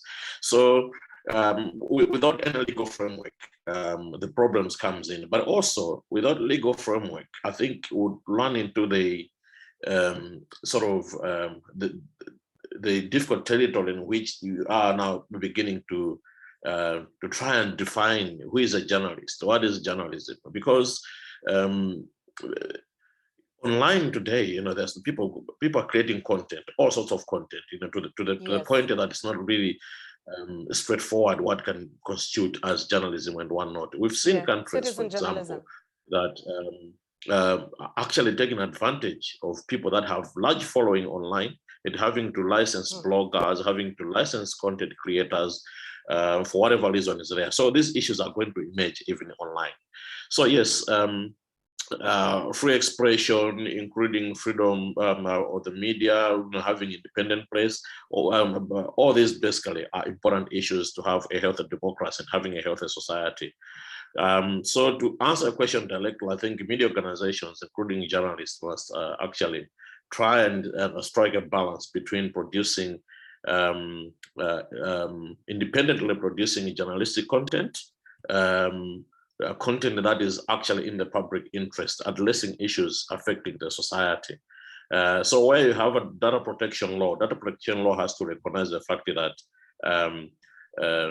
under whatever circumstances, journalists have to use certain information. There's no journalism without data. There's no journalism without information. So the data protection laws have to recognize that, and media institutions themselves must be aware that they need to comply with aspects of those laws. But in absence of the law, I think it's going to be chaotic, and governments and other institutions are definitely going to take advantage of journalistic institutions. So I think this calls also to media institutions actually to wake up to this reality that we need to have specific guidelines. These are important to protect journalism, but also to protect citizens as well. Thank you. I think I'm in a class. I should say, Jimmy, it's picking up a leaf and a branch and an entire tree as a journalist, definitely here. There is always that compromise. There is always that conflicting loyalties. Sometimes they're between a rock and a hard place. There is this information, sometimes it's personal. You have to release it. It's for the benefit of the country. And then you're thinking about the rights of the other person. So it becomes a little bit hard. But let me come to you, Helengiwe. Earlier, we were talking about the Protection of Persons Information Act, private information. And in this context, in the fourth industrial revolution is the digital economy that we will not take away. I want to tell you that in Uganda, currently, Facebook is still under lock and key, for lack of a better word. So it's VPNs. So for many people who were advertising and doing online businesses, they were immensely affected. Now, we know that in dealing with that, there is private information that has to be shared. For example, if I need a delivery, my house number, my card number, if I have to pay using a card, or my mobile number, because there has to be some transaction that has to be taking place. And yet Popia in South Africa is saying, in particular, if I could be able to take it up, it essentially says that a responsible party may not transfer personal information about a data subject to a third party who is in a foreign country unless certain protections are in place. Now, yes, I love the fact that it says unless certain protections are in place, but sometimes you can't be sure. And yet there has to be this digital economy that's moving on. Now, my question is, won't this be a restriction on movement of this data, which in the other end may rid South Africa of the full potential and benefits from a digital economy? Thank you very much. I will have to respond very fast because I have another engagement. I thought by now the session will end. We look at the Protection of Personal Information Act, Section 72 of it talks about cross-border data transfers. And just to say that cross-border, the movement of data across borders, it's a normal part of the data protection ecosystem. But what the law says here in terms of Popia is that at least when that happens, the understanding is that when you process it inside South Africa, it will have been processed lawfully in terms of Popia using the established principles. And when that happens within the context of taking it outside the country, then the standards should also be in such a manner that the information is protected And the conditions that are put there, it does restrict the transfer. But if that transfer has to happen, there are certain requirements that have to be made, and these include, there has to be adequate legal protection when you're looking at the party that is going to receive the information, that third party. At least there has to be a law, or there has to be some other binding rules as well that will ensure that the information that is transferred is also transferred lawfully, and the safety will be guaranteed, or it will be protected. And also the issue of consent that we had already been mentioning throughout the conversation, that if there has to be that transfer, that element of consent has to be considered. And also now you're looking at the why that transfer has to happen in relation to the data subject. Is it benefiting the data subject? Is it in the interest actually of the data subject? So yes, it is necessary. And so those are some of the restrictions that you will find in a normal data protection authority issues around cross-border transfer, that it also has to be regulated, which is a realization that yes, we process data within the jurisdiction, but because we are living in a connected world, we need to also transfer the data outside of the jurisdiction, but there has to be a regulation around that. But the challenge is that overly regulating or creating too many restrictive conditions then would undermine the flow of information and of data. And also the fact that there are some small entities, some of them are very small, to even deal with the requirements of other jurisdictions. So that capacity to deal with other jurisdictions, and then even the demands of it, of transferring, can be a challenge, and that then will create challenges around the flow of information, but basically looking at how the economy has been digitized. So the restrictions have to be there, but they have to be a balance so that they are not overly restrictive. And we also need, as we have been making reference to our data protection authorities, that they should provide the adequate guidance. So when you're looking at the South African context, the Data Protection Authority actually has a mandate to assist in providing guidance when it comes to transfer of data protection authorities, so that in as much as data protection is upheld, at the same time, it doesn't also, the restrictions do not disturb the flow of data, which data we have already acknowledged that it is very important within the context of digital economies. Yeah, I know probably pretty soon we might be getting to lose you because you have another engagement. But thank you so much so far for the attention that you've given us. We'll take on I'll take on Bram and Warabile for just one more question, and I'll be able to look through if we have a few of your questions coming through. Of course, I've seen just a few, and then we will be able to wind up the session for our panelists. But let me come back to you, Bram, still on the aspect of, earlier we were talking about the African Continental Free Trade Area, where there is not a little bit of harmonization on data protection, but many of the African countries across board, you clearly can see that in the constitution, there is an aspect of protection of rights, including information and personal information data of all the citizens. But when it goes down to specifics of data protection laws, they're either flaws, or it's quite slow to have them, or the effectiveness of their implementation is a little bit hard. Now, how can the policy gaps in the personal data laws of Southern African states be addressed?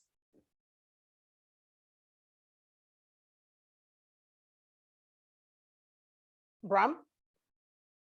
Okay, I thought Walabi would jump in, but I think that's a very, it's a very good. So my country, where I come from in Malawi, one of the issues that we have observed, and I think this is a problem generally across the board, if you look at countries within Africa, is that we are very slow to respond to technological issues, especially as far as the policy issues are concerned.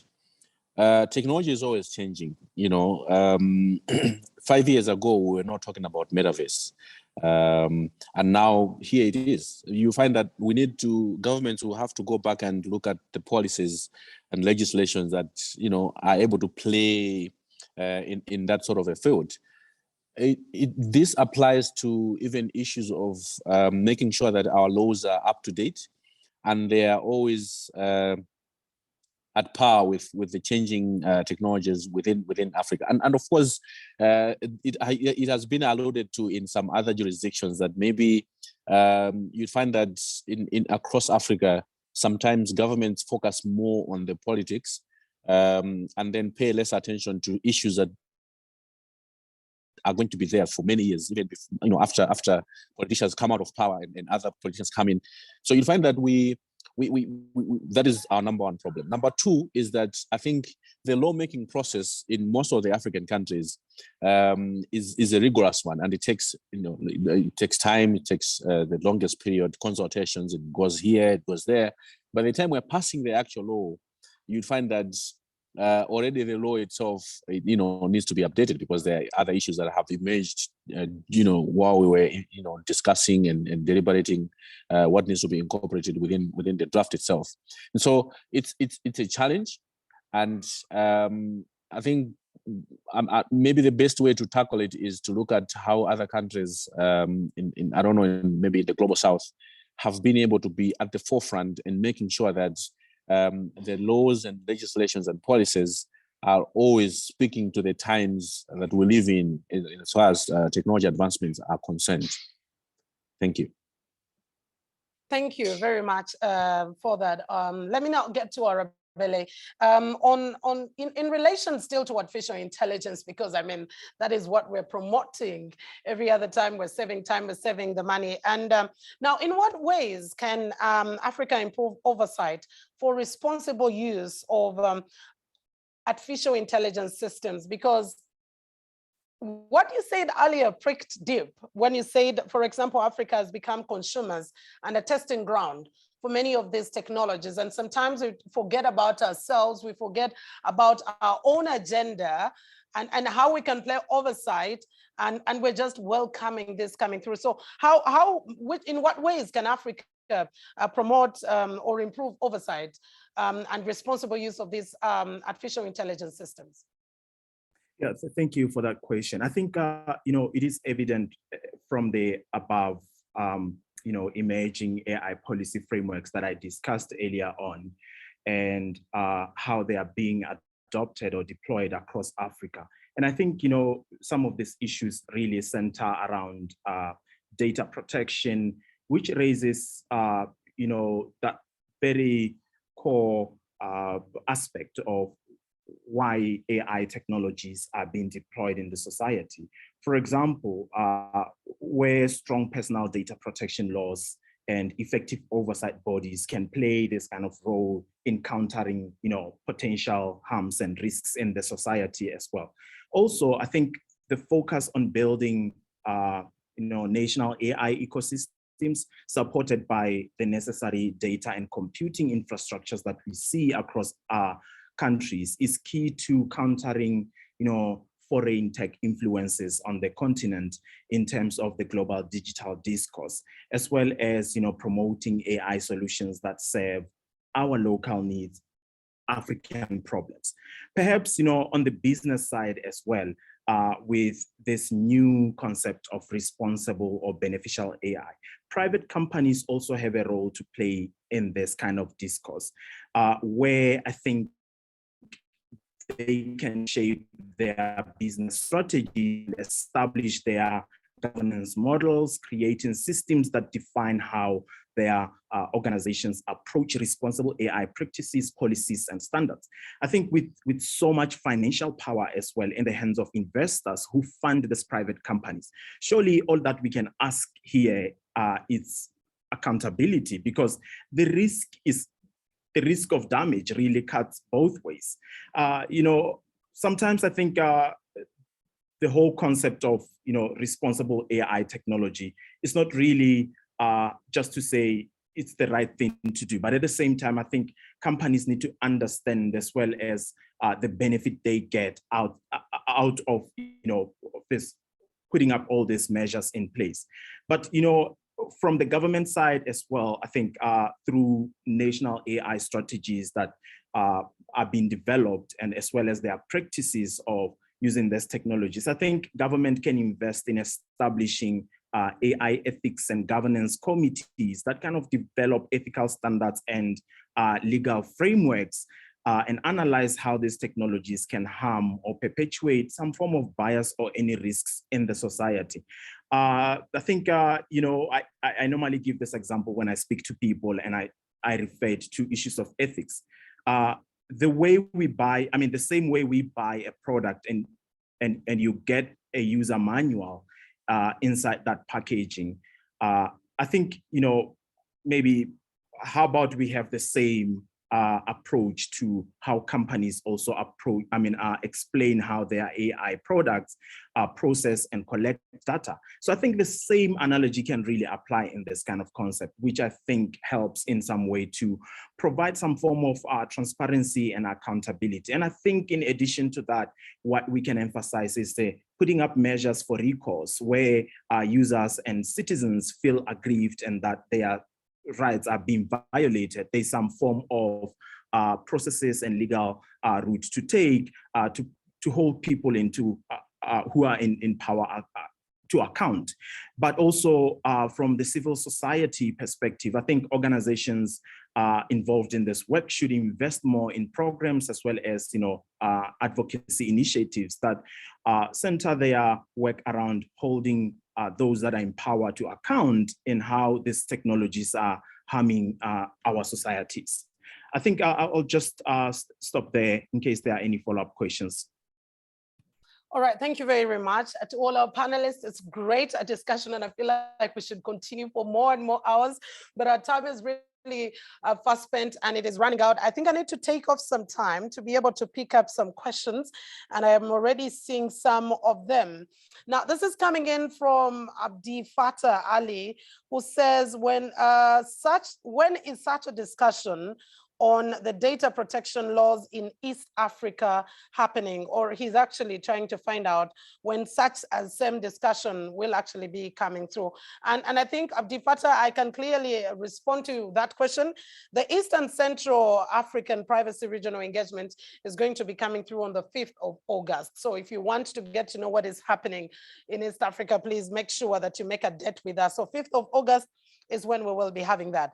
Okay, so this is Fatma Songoro, who is asking any of the speakers, and so I'll allow all our speakers who are still online to be able to respond to this. Fatma is asking, in adopting data protection systems and management, what do you think is the best model between data privacy by design or by default? What's the best model? So I will ask that to all our panelists, please prepare an answer to that in your own perspective. And this one is going out to Jimmy. So Jimmy, how do we balance the need to be identified in SIM card registration, national IDs, for example, and the need to protect our personal data? This is coming in from Moses Chisulo. And Jimmy, let me come to you directly. You can answer this one coming in from Moses Chisulo, who is asking, how do we balance the need to be identified in SIM card registration, national ID, for example, and the need to protect our personal data? And you can also give your 2 cents on the question from Fatma, which is asking the best model between data privacy by design or by default. Jimmy, let me start off with you.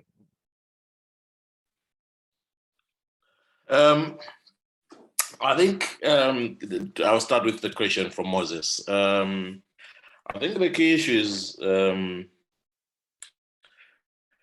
having a framework, legal framework in which people are aware, people know how their data is going to be stored, who's responsible for that storage, and how secure that data is. And in any case, if somebody wants to have access to information, there should be a procedure in which that information can be accessed. So the key issue really about data protection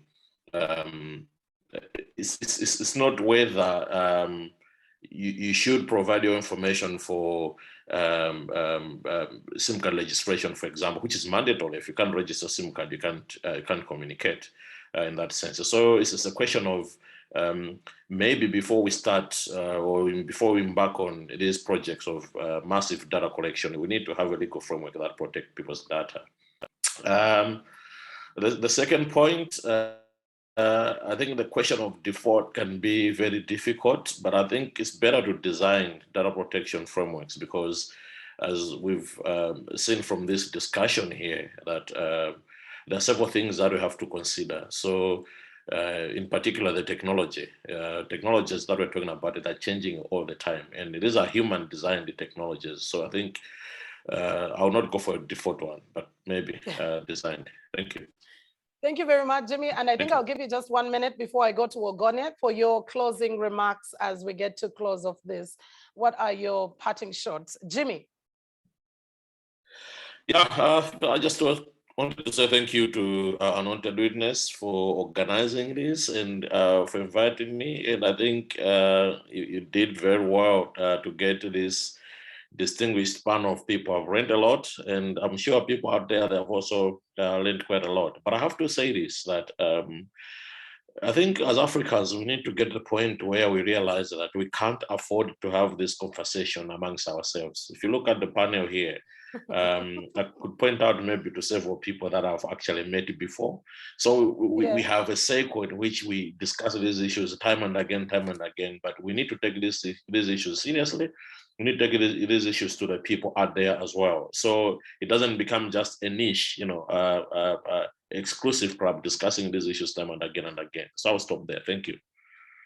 All right, thank you very much. Ogone, I know you will be leaving us pretty soon, but I will be expecting your parting shots, but also as you give us your parting shots, you could as well respond to what Fatma did ask here on what do you think the best model between data privacy by design or by default. You could as well give us your parting shots. Ogone?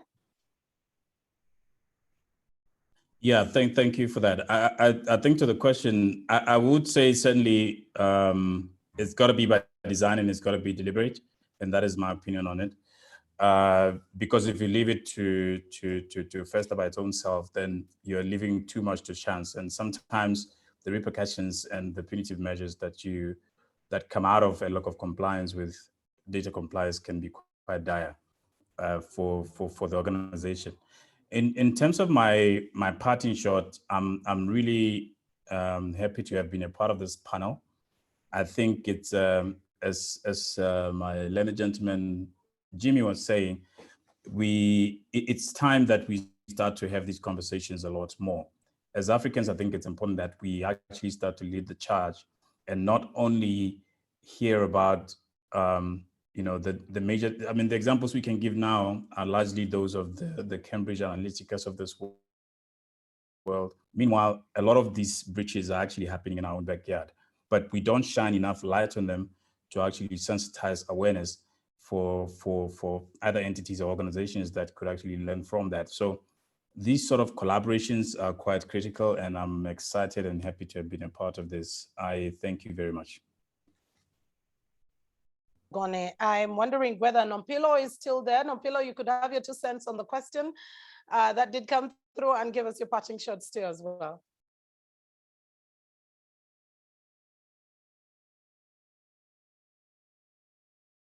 Nompilo, are you still with us? Or, okay, I think we lost Nompilo. Hilengiwe still online? Hilengiwe Dube, are you still online for your parting shot? You earlier had indicated that you wanted to leave.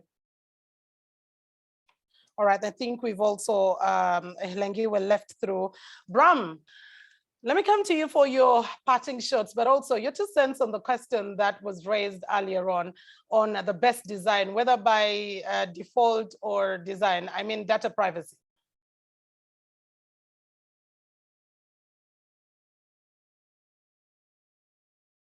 Bram? Sorry, can you come again? I just actually, I lost connection. I just joined again, back in. Again. All right, Bram, there's a question that was coming through from one of the participants right here. And if I could read it to you verbatim, Fatma Songoro is asking, in adopting data protection system and management, what do you think is the best model between data privacy by design or default? And you could give us your parting shots too. I think by default would imply that we are comfortable with the default design aspect, and whether that default aspect took care of the because when you're putting the human at the center of the design itself, then you have understood all corners of how the privacy and protection should actually address all issues.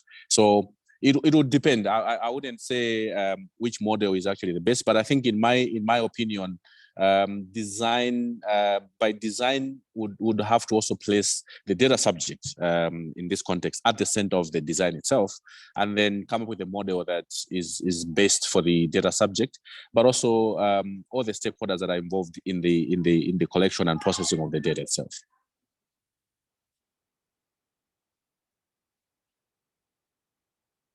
As well as your parting shots. Come again? The same question that is coming in, or Abele, the same question that is coming in from Fatma, in adopting data protection system and management, what do you think is the best model between data privacy? Is it by design or by default? I mean, addressing that question from the perspective of AI, which I've spoken a little bit more about in this dialogue, I think by default, it basically means integrating privacy in the full life cycle of a system, or how it operates, and even the product, the way it's being used. But also, I think I need to emphasize that it is important to remember that this kind of fundamental reasons behind this approach help ensure that privacy rights are also catered for in that particular life cycle of a product. But also, in conclusion, I think I wanted to say, when you look at emerging debates in the global discourse around data governance and digital policy, they've kind of really been centered around data sovereignty or digital sovereignty and the controversies around it, not only from the global North perspective, but also in the global South perspective, where we have seen different countries across Africa developing this data policy frameworks as drafts or bills. And perhaps, as a takeaway from this discussion, the question today is not whether our data is or should be regulated at all, but what and how. And if that's the way to go, what should be then the model of governing this kind of technologies? Thank you. All right, and we can be able to have your parting shots too, or Belay as well, as we get to end of the discussion. Yeah, thank you so much for having me in this discussion, and I hope that we will take it beyond this kind of platforms, engage with different stakeholders across the continent, as well as discussing these issues to see how they bring effects into our communities. Thanks again to my fellow panelists for their great submissions. Thanks. All right, thank you very much, Orabele. Maybe we'll finalize this with Hailu. Hailu, earlier on we did talk about, the curriculum, the lean data protection curriculum, which you extensively explained about in companies being able to get the information on the data that they exactly need. But one more is what exactly could have informed Mozilla's decision to start engaging university engineering students on privacy and the LDP concept, that's the lean data protection concept that we earlier on talked about.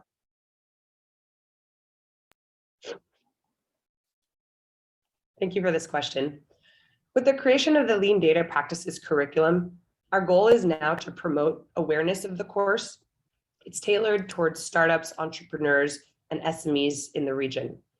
In discussion with our partners and stakeholders in this space across Africa, the message that came out was really that there's a lack of awareness around issues of data protection, of ensuring privacy is baked into startups, operating models, and their business operations. And so engaging with university students and graduate students is a way to reach a critical group that is and will be increasingly involved in this space. Beyond engineering students, we're also interested in reaching business students, those who are studying entrepreneurship, cybersecurity, et cetera, because these are the young folk who will be creating innovating apps, who are already creating innovative apps, who are going to be innovating businesses using technology, and who'll work in various types of industries and for companies or organizations that invariably collect sensitive and personal data.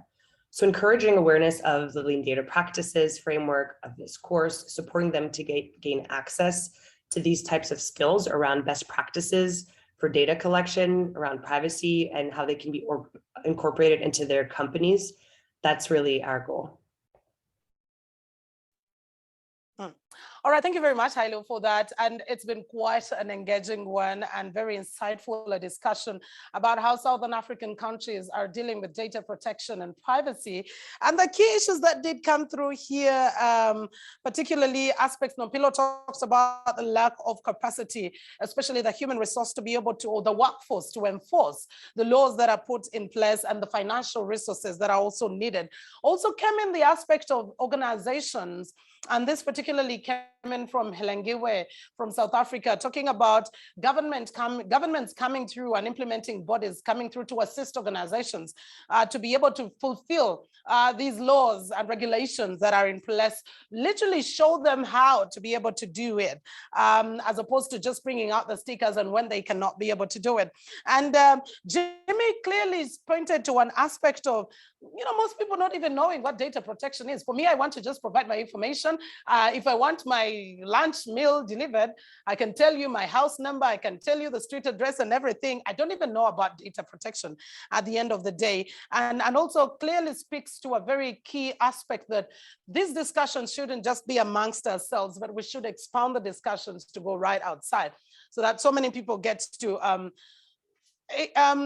benefit from them. Bram did talk about stakeholder involvement, especially from the drafting stages and making sure that everyone is involved. Do not bring us in when we have to give our views after everything is done, but let us be involved from the beginning and also have better technological innovations, for example, in dealing with the African Continental Free Trade Area, because the digital space is the now and the tomorrow. We cannot run away from it. Hailo also brought in the aspect of the lean data protection, the LDP, lean data mechanism, whereby a company should only be able to get information that they need. I mean, you don't need all these 25 questions, and yet for you to be able to design your services and concepts, you'll only need about 5 of the answers of the 25. So you really need to have that, but also choice and control by the user is very key. And this, I think, loops into the discussion of artificial intelligence that Oarabella did talk about, that even while providing these artificial intelligence systems, we should have sort of a user manual where I can be able to look through and be able to find out what exactly is being provided. And most especially, given the fact that Africa is used as a testing ground for many of these things. So a lot that did come through. You can, since this has been recorded, we'll be able to share it out, and you can be able to look back on what the discussions have been. Now, earlier on, we asked for the poll questions. We asked about some poll questions, interesting questions that did come through. Some of the answers have also been interesting. Let's get the poll results right about this time. What were the answers that you gave us? Now, one of the questions was, which of the following is not personal data? And 15% of you said it's students' examination results, 30% of you said location, and 56% said company registration number. And the answer is company registration number, which is right. That is not personal information. That is not to a person. Okay, we go to question number 2. Do you know who to report to if your data is being misused? Well, it's interesting that many are saying yes, 70%, and no, 30%, but well, most likely not. Most likely not many of us know where to be able to go. And the third and last question came through as how many countries in Southern Africa don't have data protection laws? You had to take one single choice. Well, we had quite a number of, countries that did exist right there, but I can see your scores at 19, 30, 26, 26% right there. Still guessing which Southern African country has a data protection law and which one doesn't have a data protection law. So thank you so much for all your engagement. Just reminding you that this was recorded, and we have on the 5th of August, the Eastern discussion, Eastern and Southern, Eastern African policy, privacy engagements such as this on the 5th of August. So we're gearing up to see what is East Africa is doing and what all those other countries are doing in terms of the regulations and the implementation of those in place. Now, we just want to remind you a little bit, because we have the Privacy Symposium Africa, the 4th edition, that is going to be happening in Nairobi. Nairobi, we are coming, Kenya. Yes, you will be hosting us at the prestigious Strathmore University. But on the final day of the Privacy Symposium Africa, on the 3rd day, like we said, it was a hybrid. But on the 3rd day is when we had the release of the report. That is when we got to know which companies, which organizations are in line with data protection, and those that are not. And not to be able to shame them, but just to be able to tell them, you're not doing good, you need to do better at the end of the day.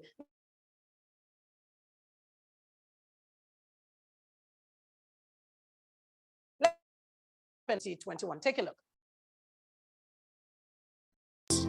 And partners for being actively involved in raising awareness about data privacy through establishing a critical knowledge sharing platform codenamed Privacy Symposium Africa.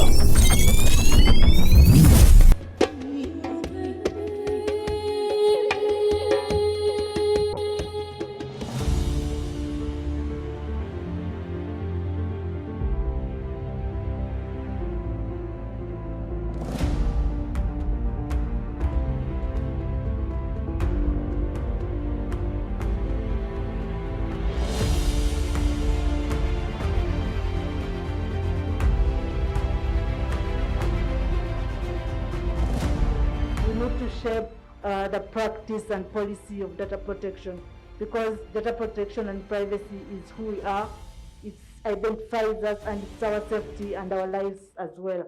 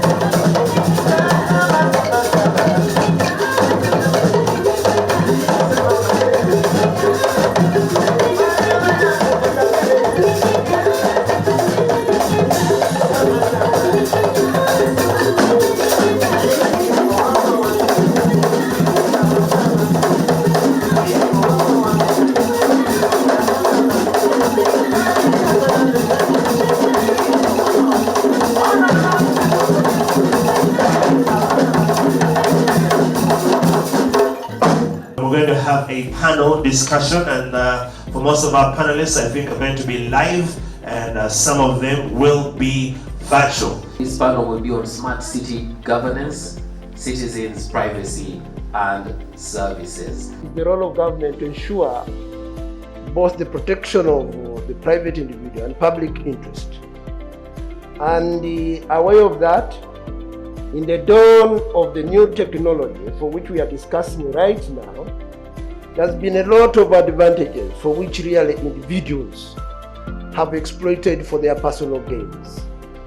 But besides that, this has come with a cost of compromising public security. Therefore, like my colleague has come in, government entities like NITA come in to regulate both the individual and private interests. The one level is at policy level. So obviously in policy implementation, you increase the space for public participation so that the design of policy is risk first. And in order to do that, you need to include conversations with the people who are at risk. But for me, balancing it, first of all, would need to create proper legislation. And speaking about Africa in general, I understand that only, I think, 24 countries have data protection legislation. So we need this to grow and cover the entire Africa. And then the regulators should enforce these laws strictly, and they shouldn't just pay lip service to them. You'll be pleased to know that for purposes of the Uganda Data Protection Act, actually, some of the things were anticipated. There is a provision on automated decision making. If you're going to make decisions that affect citizens' by automated means, then there are processes to follow. So these things should be enforced and not given just lip service.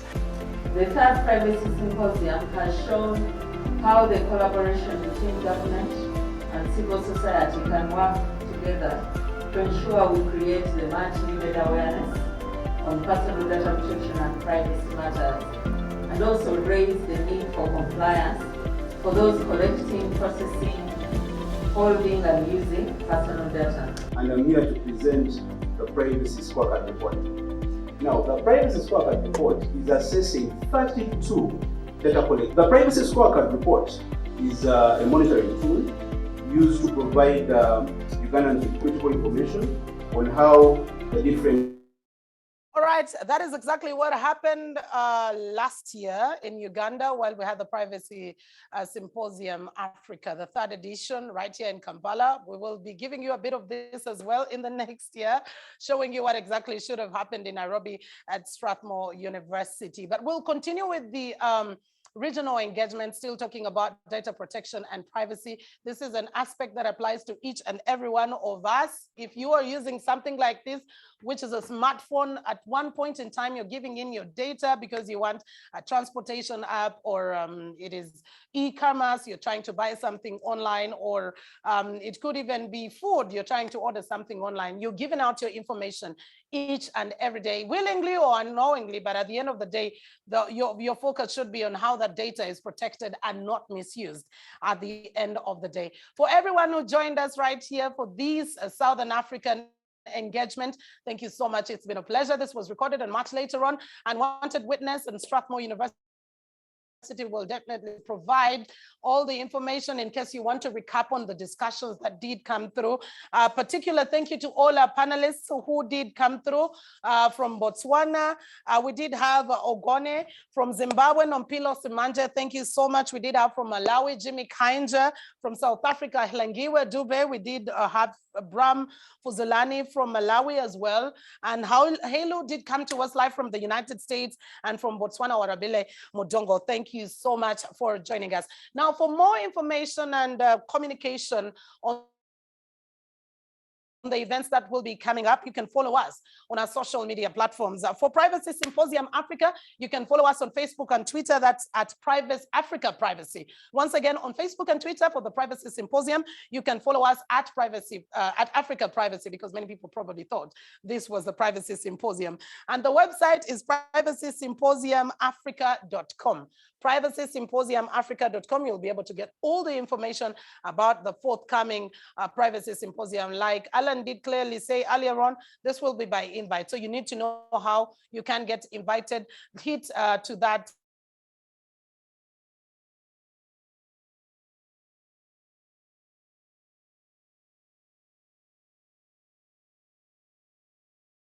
and on Facebook at Unwanted Witness UG. But our website as well is unwantedwitness.org. You will be able to get us and get all the information about the work that we do and the reports that have been done. And you could be able to just recap and get that information. And CPIT as well from Strathmore University. You can get us on Strath CPIT, that is on Twitter. Strath CPIT, that is Strathmore, the short form of Strath, and CPIT as well. And on a website, you can get us at cpit.strathmore.edu. Once again, cpit.strathmore.edu. You can get all the information that you need to know, and we will also keep you in the loop for all those who did organize, for all those who did log in, or for all those who did register. We'll make sure that we give you all this information. For myself, Mildred Tohaise, and the entire crew from Unwanted Witness, we want to send Strathmore University, we want to say thank you so much for being a part of this. May God bless you. A lovely weekend from the Pearl of Africa. We love you, and God bless you.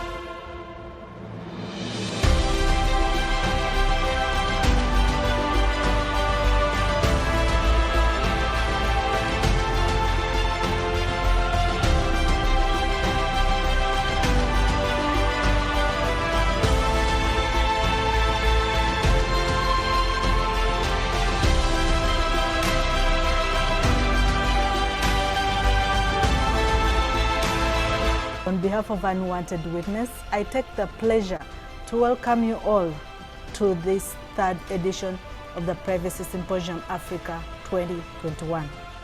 We acknowledge that businesses and governments need personal data to be able to identify us, to provide services, to understand our needs, to improve the services they provide to us, and many other objectives. However, the personal information must be collected and used in compliance with the various laws governing personal data across the region and the globe. The world is now moving to ensuring that people live with dignity, their personal information is protected. It's important that civil society plays a critical role in creating awareness around data protection, what it means, how their rights can be achieved.